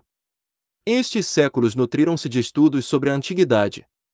E a antiguidade nos apresenta, por toda parte, no Egito, na Pérsia, na Grécia, em Roma, o espetáculo de poucos homens manipulando, a seu grado, a humanidade subjugada pela força ou pela imposição. Mas isto não prova que esta situação seja desejável. Prova somente que, enquanto o homem e a sociedade forem capazes de melhorar, é natural admitir-se que o erro, a ignorância, o despotismo, a escravidão, a superstição sejam maiores quando próximos das origens da história. Os escritores anteriormente citados não estavam errados, quando acharam que as instituições antigas fossem como eram, mas erraram quando as propuseram como modelo de imitação e de admiração para as futuras gerações. Seu erro foi o de ter admitido, com inconcebível ausência de crítica e com base num convencionalismo pueril, aquilo que é inadmissível, ou seja, a grandeza, a dignidade, a moralidade e o bem-estar das sociedades artificiais do mundo antigo. Eles não compreenderam que o conhecimento aparece e cresce com o passar do tempo, e à medida que a luz se faz, a força passa para o lado do direito e a sociedade recobra a posse de si mesma. O que é a liberdade? Atualmente, qual é o trabalho político que testemunhamos? Não é outro senão o esforço instintivo de todos os povos em direção à liberdade 6. E o que é a liberdade? Palavra que tem o poder de fazer bater em todos os corações e de agitar o mundo. É o conjunto de todas as liberdades: liberdade de consciência, de ensino, de associação, de imprensa, de locomoção, de trabalho, de iniciativa. Em outras palavras, o franco exercício, para todos, de todas as faculdades inofensivas. Em outras palavras ainda, a destruição de todos os despotismos, mesmo o despotismo legal, e a redução da lei à sua única atribuição racional, que é a de regularizar o direito individual da legítima defesa ou de repressão da injustiça. Deve-se admitir que esta tendência do gênero humano é grandemente contrariada, particularmente em nosso país, pela disposição nefasta, fruto da educação clássica, comum a todos os escritores, de se colocarem a si próprios fora da humanidade, com o objetivo de arranjá-la, organizá-la e instituí-la a seu grado. Tirania filantrópica. Enquanto a sociedade luta por liberdade, os grandes homens que se colocam à sua frente estão imbuídos do espírito dos séculos 17 e 18. Eles pensam somente em sujeitar a humanidade à tirania filantrópica de suas próprias invenções sociais. Como Rousseau, eles desejam forçar docilmente os homens a suportarem o jugo da felicidade pública que eles imaginaram. Isto foi especialmente verdade em 1789. Bastou o antigo regime legal ser destruído, e já a sociedade estava sendo submetida a outros arranjos artificiais, sempre baseados no mesmo ponto, a onipotência da lei. Observem-se as ideias de alguns escritores e políticos durante esse período. Saint-Just. O legislador comanda o futuro. É ele quem deve dispor sobre o bem da humanidade. É ele quem deve fazer com que os homens sejam o que ele quer que sejam. Robespierre. A função do governo é dirigir as forças físicas e morais da nação para os fins que a instituíram. Glaudo Varenes. Um povo ao qual se quer devolver a liberdade deve ser formado de novo. É preciso destruir antigos preconceitos, mudar hábitos arraigados, corrigir afeições depravadas, restringir as necessidades supérfluas, extirpar vícios inveterados. Cidadãos, a inflexível austeridade de Licurgo criou a base inabalável da República Espartana. O caráter fraco e confiante de Solon mergulhou Atenas na escravidão. Este paralelo encerra toda a ciência de governar. Le Pelletier. Considerando a extensão da degradação humana, estou convencido de que é necessário fazer-se uma total regeneração, se posso assim dizer, criar um novo povo. Os socialistas querem a ditadura. Pretende-se, outra vez, que os homens não passam de vil matéria. Não lhes cabe desejar seu próprio desenvolvimento. São incapazes para isto. De acordo com Saint-Just, somente o legislador pode fazê-lo. As pessoas são meramente o que o legislador quer que elas sejam. De acordo com Robespierre, que copia Rousseau literalmente, o legislador começa por indicar a finalidade para a qual se institui a nação. Uma vez esta finalidade determinada, o governo tem somente que dirigir as forças físicas e morais da nação para esta finalidade. Entretanto, os habitantes da nação devem permanecer completamente passivos. E, de acordo com os ensinamentos de Bilal de Varennes, o povo não deve ter senão os preconceitos, os hábitos, as afeições que o legislador autorizar. Ele chega até a afirmar que a inflexível autoridade de um homem é a base da república. Vimos que, no caso de ser o mal tão grande que os procedimentos governamentais ordinários não conseguem remediá-lo, Mable recomenda a ditadura para promover a virtude. Recorram, diz ele, a um tribunal extraordinário, com poderes consideráveis, por curto espaço de tempo. A imaginação dos cidadãos precisa ser sacudida. Esta doutrina não foi esquecida. Escutemos Robespierre. O princípio do governo republicano está na virtude, e o meio necessário para estabelecer a virtude é o terror. Em nosso país, desejamos substituir a moral pelo egoísmo, a probidade pela honra, os princípios pelos costumes, os deveres pela conduta, o império da razão pela tirania da moda, o desprezo do vício pelo desprezo da infelicidade, a altivez pela insolência, a grandeza da alma pela vaidade, o amor à glória pelo amor ao dinheiro, as boas pessoas pelas pessoas agradáveis, o mérito pela intriga, o gênio pelo espírito, a verdade pelo brilho, o encanto da felicidade pelo tédio da volúpia. A grandeza do homem pela pequenez dos grandes, um povo magnânimo, poderoso e feliz por um povo amável, frívolo e miserável. Em suma, desejamos substituir todas as virtudes e milagres da República por todos os vícios e absurdos da monarquia. A arrogância ditatorial. A que altura acima do resto da humanidade colocasse Robespierre? E observe-se a arrogância com que ele fala. Ele não se limita a exprimir o desejo de uma grande renovação do espírito humano. E nem sequer espera o que pode resultar de um governo bem organizado. Não, ele quer realizar por si próprio a reforma da humanidade e por meio do terror. O discurso do qual é tirado este pueril e laborioso amontoado de antíteses tinha por objetivo expor os princípios da moral que devem conduzir a um governo revolucionário. Observe-se que, quando Robespierre vem pedir a ditadura, não é somente para repelir o estrangeiro ou para combater os grupos de oposição. Ele prefere a ditadura para fazer prevalecerem, pelo terror, seus princípios próprios de moral. Ele afirma que esta é uma medida temporária, que precede uma nova Constituição. Mas, na verdade, o que deseja mesmo é usar o terror para extirpar do país o egoísmo, a honra, os costumes, os bons modos, a moda, a vaidade, o amor ao dinheiro, a boa companhia, a intriga, a espirituosidade, a volúpia e a miséria. Somente depois que ele, Robespierre, tiver alcançado este milagre, conforme ele mesmo afirma e com razão, é que permitirá as leis reinarem de novo. Ah, miseráveis criaturas! Vocês pensam que são tão grandes. Vocês, que acham a humanidade tão pequena. Vocês, que querem reformar tudo. Por que não se reformam vocês mesmos? Esta tarefa seria suficiente. O caminho indireto para o despotismo.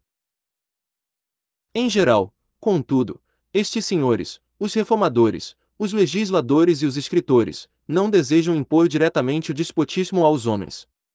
Oh, não! Eles são por demais moderados e adeptos da filantropia para fazer isso. Eles só pedem o despotismo, o absolutismo, a onipotência da lei. Aspiram somente a fazer leis. Para mostrar a prevalência desta estranha ideia na França, eu necessitaria copiar por inteiro a obra de Marbre, Raynal, Rousseau e Fénelon, e mais longos trechos de Bossuet e Montesquieu, e também reproduzir inteiramente as atas da Convenção. Não farei tal coisa. Remeto o leitor a este material. Napoleão queria uma humanidade passiva. Não é surpreendente supor-se que esta ideia tenha agradado a Napoleão. Ele a adotou com fervor e a pôs energicamente em prática. Como um químico, Napoleão considerava toda a Europa material para suas experiências. Mas, na devida ocasião, este material reagiu contra ele. Em Santa Helena, Napoleão, grandemente desiludido, pareceu reconhecer alguma iniciativa nos povos. E assim procedendo, ele se tornou menos hostil à liberdade. Isto não o impediu, entretanto, de dar a seu filho, em seu testamento, a seguinte lição: governar é difundir a moral, a instrução e o bem-estar. Depois de tudo isso, dificilmente seria necessário citar as mesmas opiniões de Morelli, Babeuf, Owen, Saint-Simon e Fourier. Aqui citam, entretanto, alguns trechos do livro de Louis Blanc, sobre a organização do trabalho. Em nosso projeto, a sociedade recebe o impulso do poder. P. 126. Em que consiste o impulso que dá à sociedade o poder de governar? Na imposição do projeto do Sr. Louis Blanc. Por outro lado, a sociedade é o gênero humano. Portanto, em definitivo, o gênero humano recebe impulso de Louis Blanc. Pode-se dizer que o povo é livre para aceitar ou recusar este plano. Evidentemente, as pessoas são livres para aceitar ou recusar conselhos de quem quer que seja. Mas esta não é a maneira pela qual o Sr. Louis Blanc entende o assunto. Ele espera que seu projeto seja convertido em lei, por conseguinte, imposto pela força do poder. Em nosso projeto, o Estado não faz mais do que dar ao trabalho uma lei, nada mais, em virtude da qual o movimento industrial pode e deve desenvolver-se em completa liberdade. O Estado simplesmente coloca a liberdade sobre uma rampa, somente isso. Então, a sociedade descerá por essa rampa, levada pela simples força das coisas e como consequência natural do mecanismo estabelecido. Mas que rampa é essa indicada pelo Sr. Louis Blanc? Não conduz ela ao abismo. Não, ela conduz à felicidade. Se é verdade, então por que a sociedade não se coloca sobre essa rampa por sua própria vontade? Porque a sociedade não sabe o que quer, por isso tem necessidade de um impulso. E quem lhe dará este impulso? O poder. E quem impulsionará o poder? O inventor do mecanismo, o próprio Sr. Louis Blanc. O círculo vicioso do socialismo. Não escaparemos jamais deste círculo, a ideia de homens passivos e o poder da lei usado por grande número de pessoas para mover o povo. Uma vez nesta rampa, poderia a sociedade gozar de alguma liberdade? Certamente. E o que é a liberdade, Sr. Louis Blanc? De uma vez por todas, a liberdade não consiste somente no direito concedido, mas no poder dado ao homem para exercer, para desenvolver suas faculdades, sob o império da justiça e sob a salvaguarda da lei. E não se veja aí uma distinção sem importância, seu sentido é profundo e suas consequências imensas. Pois desde o momento em que se admite ser necessário ao homem, para ser verdadeiramente livre, o poder de exercer e de desenvolver suas faculdades, resulta daí que a sociedade deve a cada um de seus membros uma educação adequada, sem a qual o espírito humano não pode desenvolver-se. E deve também os instrumentos de trabalho, sem os quais a atividade humana não pode desenvolver-se. Ora, através de que ação pode a sociedade dar a cada pessoa a educação necessária e os instrumentos de trabalho convenientes, se não for por intermédio do Estado? Assim, mais uma vez, a liberdade é o poder. Em que consiste este poder? Em possuir instrução e instrumentos de trabalho. Quem deve dar a educação e os instrumentos de trabalho? A sociedade deve fazê-lo para cada um. Por que ação a sociedade deve dar instrumentos de trabalho a quem não os possui? Através da intervenção do Estado. E quem os fornecerá ao Estado? Cabe ao leitor responder à pergunta e também descobrir onde tudo isso vai chegar. A doutrina dos democratas. Um dos fenômenos mais estranhos de nossa época, e que vai provavelmente espantar nossos descendentes, é a doutrina baseada nesta tripla hipótese: a inércia radical da humanidade, a onipotência da lei, a infalibilidade do legislador.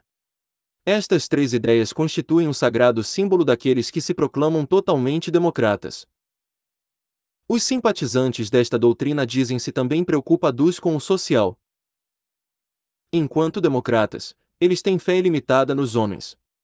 Mas como sociais, eles consideram a humanidade como lama. Examinemos este contraste mais detalhadamente.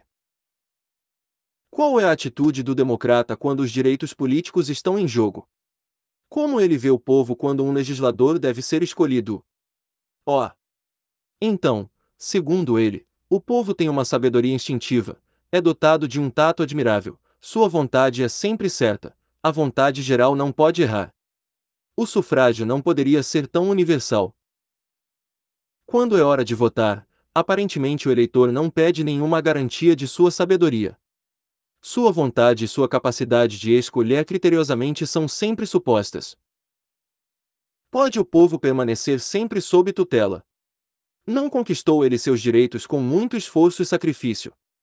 Não deu ele já bastantes provas de inteligência e de sabedoria? Não atingiu já a maturidade? Não está em estado de julgar por si próprio? Não conhece ele seus interesses? Há alguma classe ou alguém que ouse reivindicar o direito de se colocar acima do povo, de decidir e agir por ele? Não, não. O povo quer ser livre e o será. Ele quer dirigir seus próprios negócios e os dirigirá. Mas quando o legislador é finalmente eleito, então o tom do seu discurso muda radicalmente. O povo retorna à passividade, à inércia e à inconsciência. O legislador toma posse da onipotência. Agora é a vez de ele se iniciar, de dirigir, de desenvolver e de organizar. O povo deve submeter-se. A hora do despotismo soou. E agora? Observemos esta ideia fatal: o povo que durante a eleição era tão sábio, tão cheio de moral, tão perfeito, não tem mais nenhuma espécie de iniciativa. Ou se tiver alguma, ela o levará à degradação. O conceito socialista de liberdade. Mas não deve ser dada ao povo um pouco de liberdade. Segundo o Sr. Considerante, a liberdade conduz fatalmente ao monopólio. Nós entendemos que a liberdade significa concorrência. Mas de acordo com o Sr. Louis Blanc, a concorrência é um sistema que arruína o homem de negócios e extermina o povo. É por esta razão que os povos livres estão arruinados e exterminados. Isto se deu na proporção do grau de sua liberdade. Possivelmente o Sr. Louis Blanc deveria observar os resultados da concorrência em povos como, por exemplo, os da Suíça, da Holanda, da Inglaterra e dos Estados Unidos. O Sr. Louis Blanc também nos fala que a concorrência leva ao monopólio. E, pelo mesmo raciocínio, ele nos informa que os preços baixos conduzem aos preços altos, que a concorrência tende a secar as fontes do poder de consumo, que a concorrência força o aumento da produção, ao mesmo tempo, a diminuição do consumo. E então ele conclui que os povos livres produzem para não consumir, que a liberdade significa opressão e loucura entre os povos e que o Sr. Louis Blanc deve estar muito atento a isto. Os socialistas temem todas as liberdades. Pois bem, que liberdade deveriam os legisladores conceder aos homens? Seria a liberdade de consciência. Mas se tal fosse permitido, ver-se-ia o povo aproveitar esta oportunidade para se tornar ateu. Então seria a liberdade de educação. Mas os pais pagariam professores para ensinar a seus filhos a imoralidade e o erro, e além disso, de acordo com o Sr. Thiers, se a educação fosse deixada livre das mãos do Estado, deixaria de ser nacional e nós passaríamos a ensinar a nossas crianças as ideias dos turcos ou hindus, ao passo que, graças ao despotismo legal da universidade, elas têm, no momento, a ditosa oportunidade de serem educadas dentro das nobres ideias dos romanos. Seria então a liberdade de trabalho. Mas isto significaria concorrência, o que resultaria em deixar sem consumo os produtos, em arruinar os negócios e em exterminar o povo. Talvez se pudesse considerar a liberdade de comércio.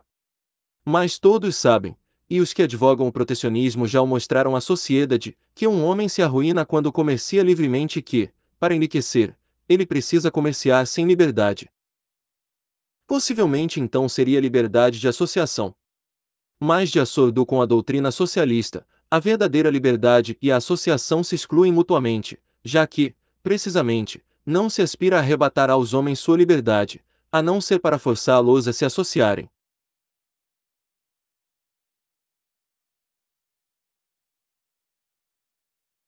Bem se vê que os social-democratas não podem permitir aos homens nenhuma liberdade, pois acreditam que a natureza humana, a menos que os senhores socialistas intervenham para pôr ordem em tudo, tende sempre para alguma espécie de degradação e desordem moral.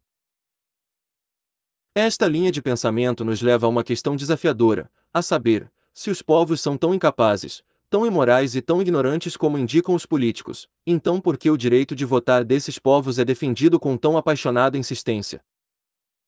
A ideia do super-homem. As pretensões dos organizadores da humanidade dão lugar a outra pergunta, que, com frequência, lhes tenho feito e à qual, pelo que sei, nunca foi dada resposta. Assim, se as tendências naturais da humanidade são tão más que se deve privá-la da liberdade, como se explica que as tendências dos organizadores possam ser boas? Por acaso os legisladores e seus agentes não fazem parte do gênero humano? Será que se julgam feitos de barro diferente daquele que serviu para formar o resto da humanidade? Dizem que a sociedade, abandonada à sua própria sorte, corre fatalmente para o abismo, porque seus instintos são perversos. Pretendem detê-la nesta corrida, imprimindo-lhe nova direção. Eles receberam então do céu inteligência e virtudes que os colocam fora e acima da humanidade. Que nos mostrem seus títulos. Querem ser pastores, querem que sejamos rebanho. Este arranjo pressupõe neles uma superioridade de natureza, para a qual temos o direito de previamente exigir provas. Os socialistas rejeitam a eleição livre. Note-se que o que contexto neles não é o direito de inventarem combinações sociais, de propagá-las, de aconselhá-las e de experimentá-las neles mesmos, por sua própria conta e risco. O que discuto é o direito de nos imporem tudo isso por meio da lei, ou seja, da força, obrigando-nos a pagar isso com nossos impostos. Eu não peço que os sustentadores dessas várias escolas sociais de pensamento, os cabetistas, os fourieristas, os proudhonianos, os universitaristas e os protecionistas, renunciem às suas ideias particulares. Peço somente que renunciem à ideia que têm em comum de nos submeter pela força a seus grupos e séries, a seus projetos socializados, a seus livres créditos bancários, a seu conceito de moral greco-romana e suas regras comerciais. Eu só peço que nos seja permitido decidir sobre esses planos por nós mesmos, que não sejamos forçados a aceitá-los, direta ou indiretamente, se julgarmos que ferem nossos interesses ou repugnam nossa consciência. Mas estes organizadores desejam ter acesso aos impostos e ao poder da lei, a fim de levar a cabo seus planos. Além de ser opressor e injusto, este objetivo implica a suposição fatal de que o organizador é infalível e o resto da humanidade incompetente. Porém, se as pessoas são incompetentes para julgar a si próprias, então por que todas estas considerações sobre o sufrágio universal? Causas da Revolução na França. Essa contradição nas ideias reproduziu-se, infelizmente, na realidade dos fatos na França. E, apesar de o povo francês ter se adiantado mais do que os outros na conquista de seus direitos, ou melhor dito, de suas garantias políticas, nem por isso deixou de permanecer como o povo mais governado, mais dirigido, mais administrado, mais submetido, mais sujeito a imposições e mais explorado de toda a Europa. A França também supera as demais nações quanto ao fato de suas revoluções serem mais iminentes. E é natural que assim o seja.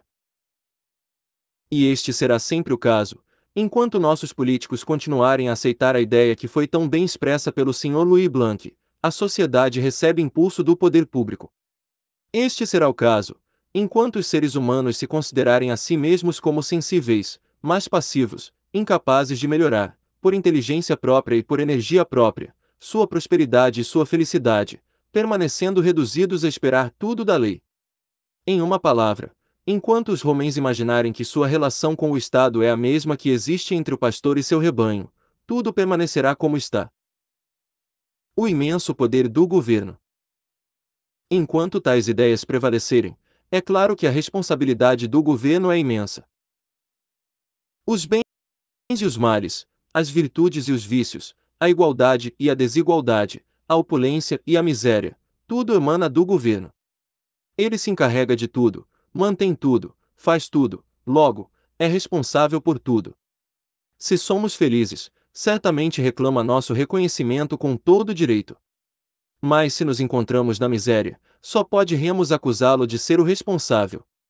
Por acaso não dispõe ele de nossas pessoas e de nossos bens? Por acaso a lei não é onipotente? Ao criar o monopólio da educação, o governo deu-se a obrigação de corresponder às esperanças dos pais de famílias, que foram privados então de sua liberdade. E se essas esperanças não foram correspondidas, de quem é a culpa? Ao regulamentar a indústria, o governo deu-se a responsabilidade de fazê-la prosperar, pois, em caso contrário, teria sido absurdo privar a indústria de sua liberdade. E se por causa disso ela sofre prejuízos, de quem é a culpa? Ao ter ingerência na balança comercial, interferindo nos preços, o governo deu-se a obrigação de fazer florescer o comércio. E se, em vez de florescer, o comércio morre, de quem é a culpa? Ao conceder à indústria naval sua proteção em troca de sua liberdade, o governo deu-se a obrigação de tornar esse negócio lucrativo. Mas se, ao invés, se torna deficitário, de quem é a culpa? Assim, não há um só dever na nação que não seja responsabilidade tomada pelo governo voluntariamente. Será então surpresa se cada sofrimento for uma causa de revolução na França. E que remédio se propõe para esse mal?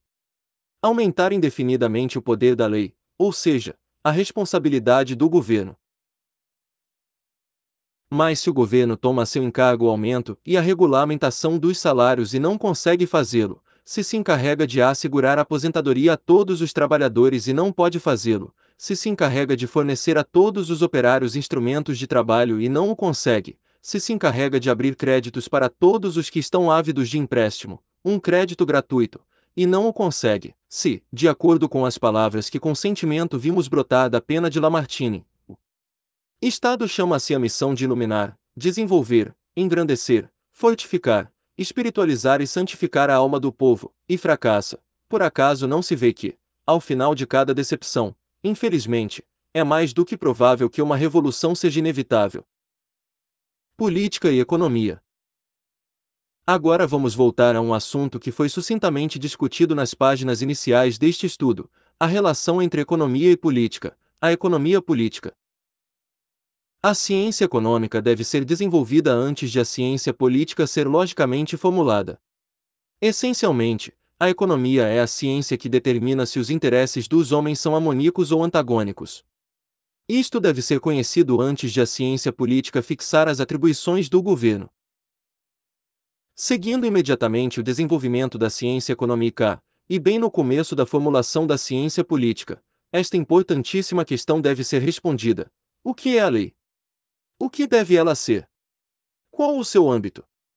Quais são seus limites? Onde terminam, por conseguinte, as atribuições do legislador? Eu não hesitaria em responder: a lei é a força comum organizada para agir como obstáculo à injustiça. Em suma, a lei é a justiça. A legítima função da legislação. Não é verdade que o legislador tenha poder absoluto sobre nossas pessoas e nossas propriedades, pois estas existem antes do legislador e a tarefa da lei é a de dar-lhes garantias. Não é verdade que a função da lei seja reger nossas consciências, nossas ideias, nossas vontades, nossa educação, nossos sentimentos, nosso trabalho, nosso comércio, nossos talentos ou nossos prazeres. A função da lei é proteger o livre exercício destes direitos e impedir que qualquer pessoa possa impedir qualquer cidadão de usufruir desses direitos. A lei, devido ao fato de ter por sanção necessária a força, não pode ter outro âmbito legítimo que o legítimo âmbito da força, ou seja, a justiça. E como todo indivíduo só tem direito de recorrer à força no caso de legítima defesa, a força coletiva, que não é outra coisa senão a reunião das forças individuais, não poderia ser aplicada racionalmente para outra finalidade. A lei é, pois, unicamente a organização do pré-existente direito individual de legítima defesa. A lei e a justiça. Lei e caridade não são a mesma coisa. A missão da lei não é oprimir pessoas ou despojá-las de suas propriedades, ainda que seja para fins filantrópicos. Seu objetivo é proteger as pessoas e a propriedade.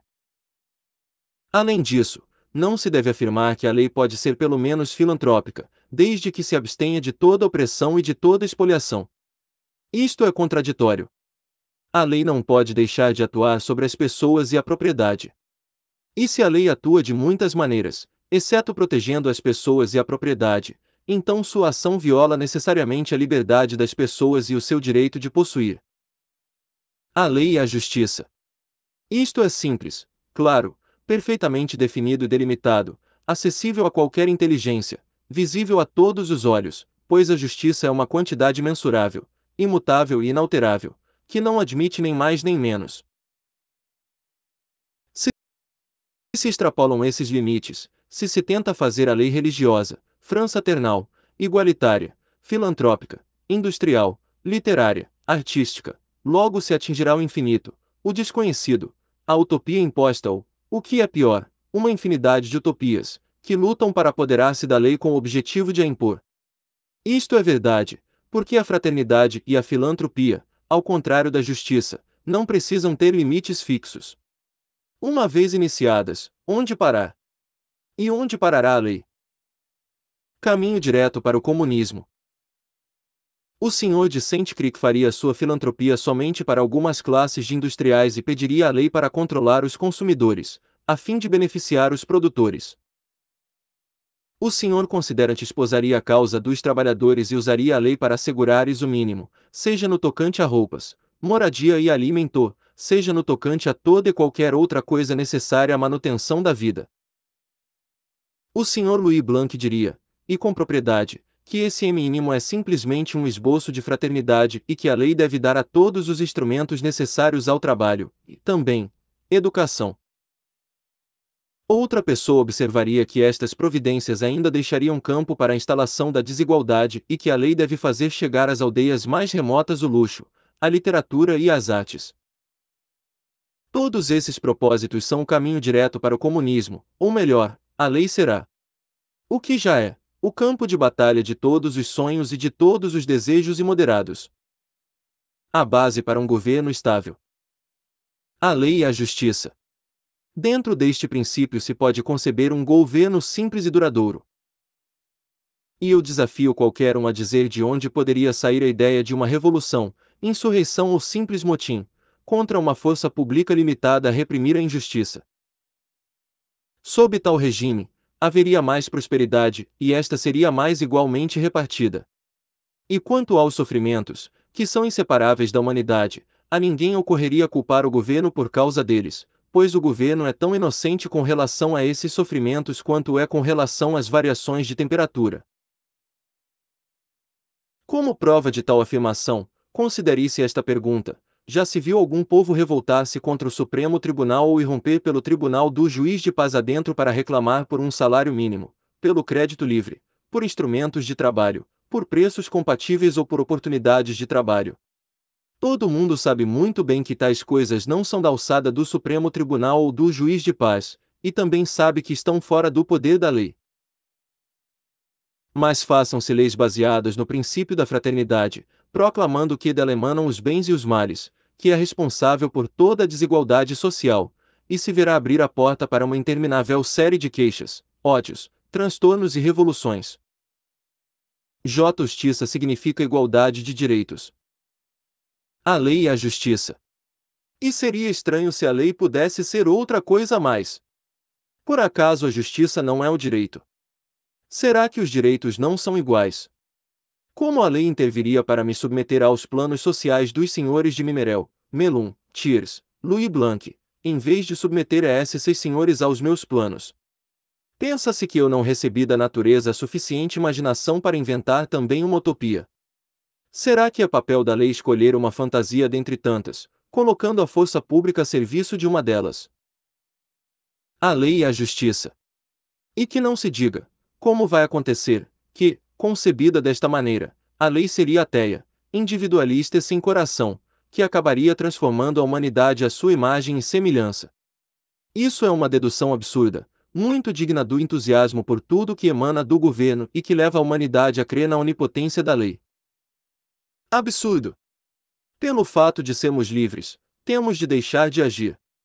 Porque não recebemos o impulso da lei, devemos ficar desprovidos de qualquer impulso. Porque a lei se limita a garantir o livre exercício de nossas faculdades, devemos dizer que tais faculdades estão inertes. Pelo fato de a lei não nos impor formas religiosas, sistemas de associação, métodos de ensino, procedimentos de trabalho, regras de comércio ou planos de caridade, devemos apressar-nos para mergulhar no ateísmo, no isolamento, na ignorância, na miséria e no egoísmo. E deve-se concluir que não saberemos mais reconhecer o poder e a bondade de Deus, que não sabemos mais nos associar uns aos outros, nem prestar ajuda mútua, amor e socorro a nossos irmãos em desgraça, nem estudar os segredos da natureza, nem aspirar ao aperfeiçoamento de nosso ser. O caminho para a dignidade e o progresso. A lei e a justiça. E é sob a lei da justiça, sob o reinado do direito, sob a influência da liberdade, da segurança, da estabilidade e da responsabilidade que cada pessoa haverá de atingir seu pleno valor e a verdadeira dignidade de seu ser. E somente sob a lei da justiça que a humanidade alcançará, lentamente, sem dúvida, mas de modo certo, o progresso, que é o seu destino. Parece-me que tenho a meu favor a teoria, pois qualquer que seja o assunto em discussão, quer religioso, filosófico, político, econômico, quer se trate de prosperidade, moralidade, igualdade, direito, justiça, progresso, trabalho, cooperação, propriedade, comércio, capital, salários, impostos, população, finanças ou governo, em qualquer parte do horizonte científico em que eu coloque o ponto de partida de minhas investigações, invariavelmente chego ao seguinte: a solução do problema social está na liberdade. Ideia posta à prova. Por acaso não tenho a meu favor a experiência? Olhe para esse mundo inteiro. Que países possuem os povos mais pacíficos, mais felizes e mais cheios de moral? São aqueles nos quais a lei intervém menos na atividade privada. São aqueles nos quais a individualidade tem mais iniciativa e a opinião pública mais influência. São aqueles nos quais as engrenagens administrativas são menos numerosas e menos complicadas, os impostos menos pesados e menos desiguais, os descontentamentos populares menos excitados e menos justificáveis. São aqueles nos quais a responsabilidade dos indivíduos e das classes é mais efetiva e nos quais, por conseguinte, se os costumes não são perfeitos, tendem inexoravelmente a se corrigirem. São aqueles nos quais as transações comerciais, os convênios e as associações sofrem um mínimo de restrições, o trabalho, os capitais, a população sofrem menores perturbações. São aqueles nos quais os homens obedecem mais às suas próprias inclinações, nos quais o pensamento de Deus prevalece sobre as invenções humanas. São aqueles, enfim, que mais se aproximam da seguinte solução: dentro dos limites do direito, tudo deve ser feito pela livre e espontânea vontade do homem, nada deve ser feito por intermédio da lei ou da força, a não ser a justiça universal. A paixão do mando. Isto deve ser dito: há no mundo excesso de grandes homens. Há legisladores demais, organizadores, fundadores de sociedades, condutores de povos, pais de nações, etc. Gente demais se coloca acima da humanidade para regê-la, gente demais para se ocupar dela. E me dirão: você que fala está também procedendo como essa gente. Verdade. Mas há de se convir que o faço num sentido e de um ponto de vista muito diferente. E que, se me intrometo com os reformadores, é unicamente no propósito de que deixem as pessoas em paz. Eu não me volto para o povo da mesma forma que Vaucanson olha para seu autômato. Eu o faço como um fisiologista que se ocupa do organismo humano, para estudá-lo e admirá-lo. Minha atitude para com as outras pessoas está bem ilustrada na história que se segue, de um célebre viajante, ele chegou a uma tribo selvagem onde acabará de nascer um menino. Uma turba de adivinhos, bruxos e curandeiros, armados de anéis, ganchos e ataduras, rodeava a criança. E um deles dizia: este menino não sentirá jamais o perfume de um cachimbo da paz, se eu não alargar suas narinas. E outro dizia: ele ficará privado do sentido da audição, se eu não puxar suas orelhas até os ombros. E um terceiro comentou: ele não verá a luz do sol, se eu não der a seus olhos uma direção oblíqua. Um quarto acrescentou: ele não permanecerá jamais de pé, se eu não lhe curvar as pernas. E um quinto disse ainda: ele não poderá pensar, se eu não comprimir seu cérebro. E, após tudo isso, acrescentou o viajante: Deus faz bem o que ele faz, não pretendam saber mais do que ele, e, posto que ele deu órgãos a esta frágil criatura, deixem esses órgãos se desenvolverem, se fortificarem pelo exercício, o tato, a experiência e a liberdade. Deixem-nos agora experimentar a liberdade. Deus colocou também na humanidade tudo o que é necessário para que ela cumpra seu destino. Há uma fisiologia social providencial. Os órgãos sociais são também constituídos de modo a se desenvolverem harmonicamente ao ar livre da liberdade. Fora com os curandeiros e organizadores! Fora com seus anéis, suas correntes, seus ganchos e suas tenazes! Fora com seus métodos artificiais! Fora com suas manias de administradores governamentais, seus projetos socializadores, sua centralização, seus preços tabelados, suas escolas públicas, suas religiões oficiais, seus créditos livres, seus bancos gratuitos ou monopolizados, suas regras, suas restrições, sua piedosa moralização ou igualação pelo imposto. E posto que se infligiram inutilmente ao corpo social tantos sistemas, que se termine por onde se deveria ter começado, que se rejeitem os sistemas, que se coloque, por fim, a liberdade à prova, a liberdade, que é um ato de fé em Deus e em sua obra.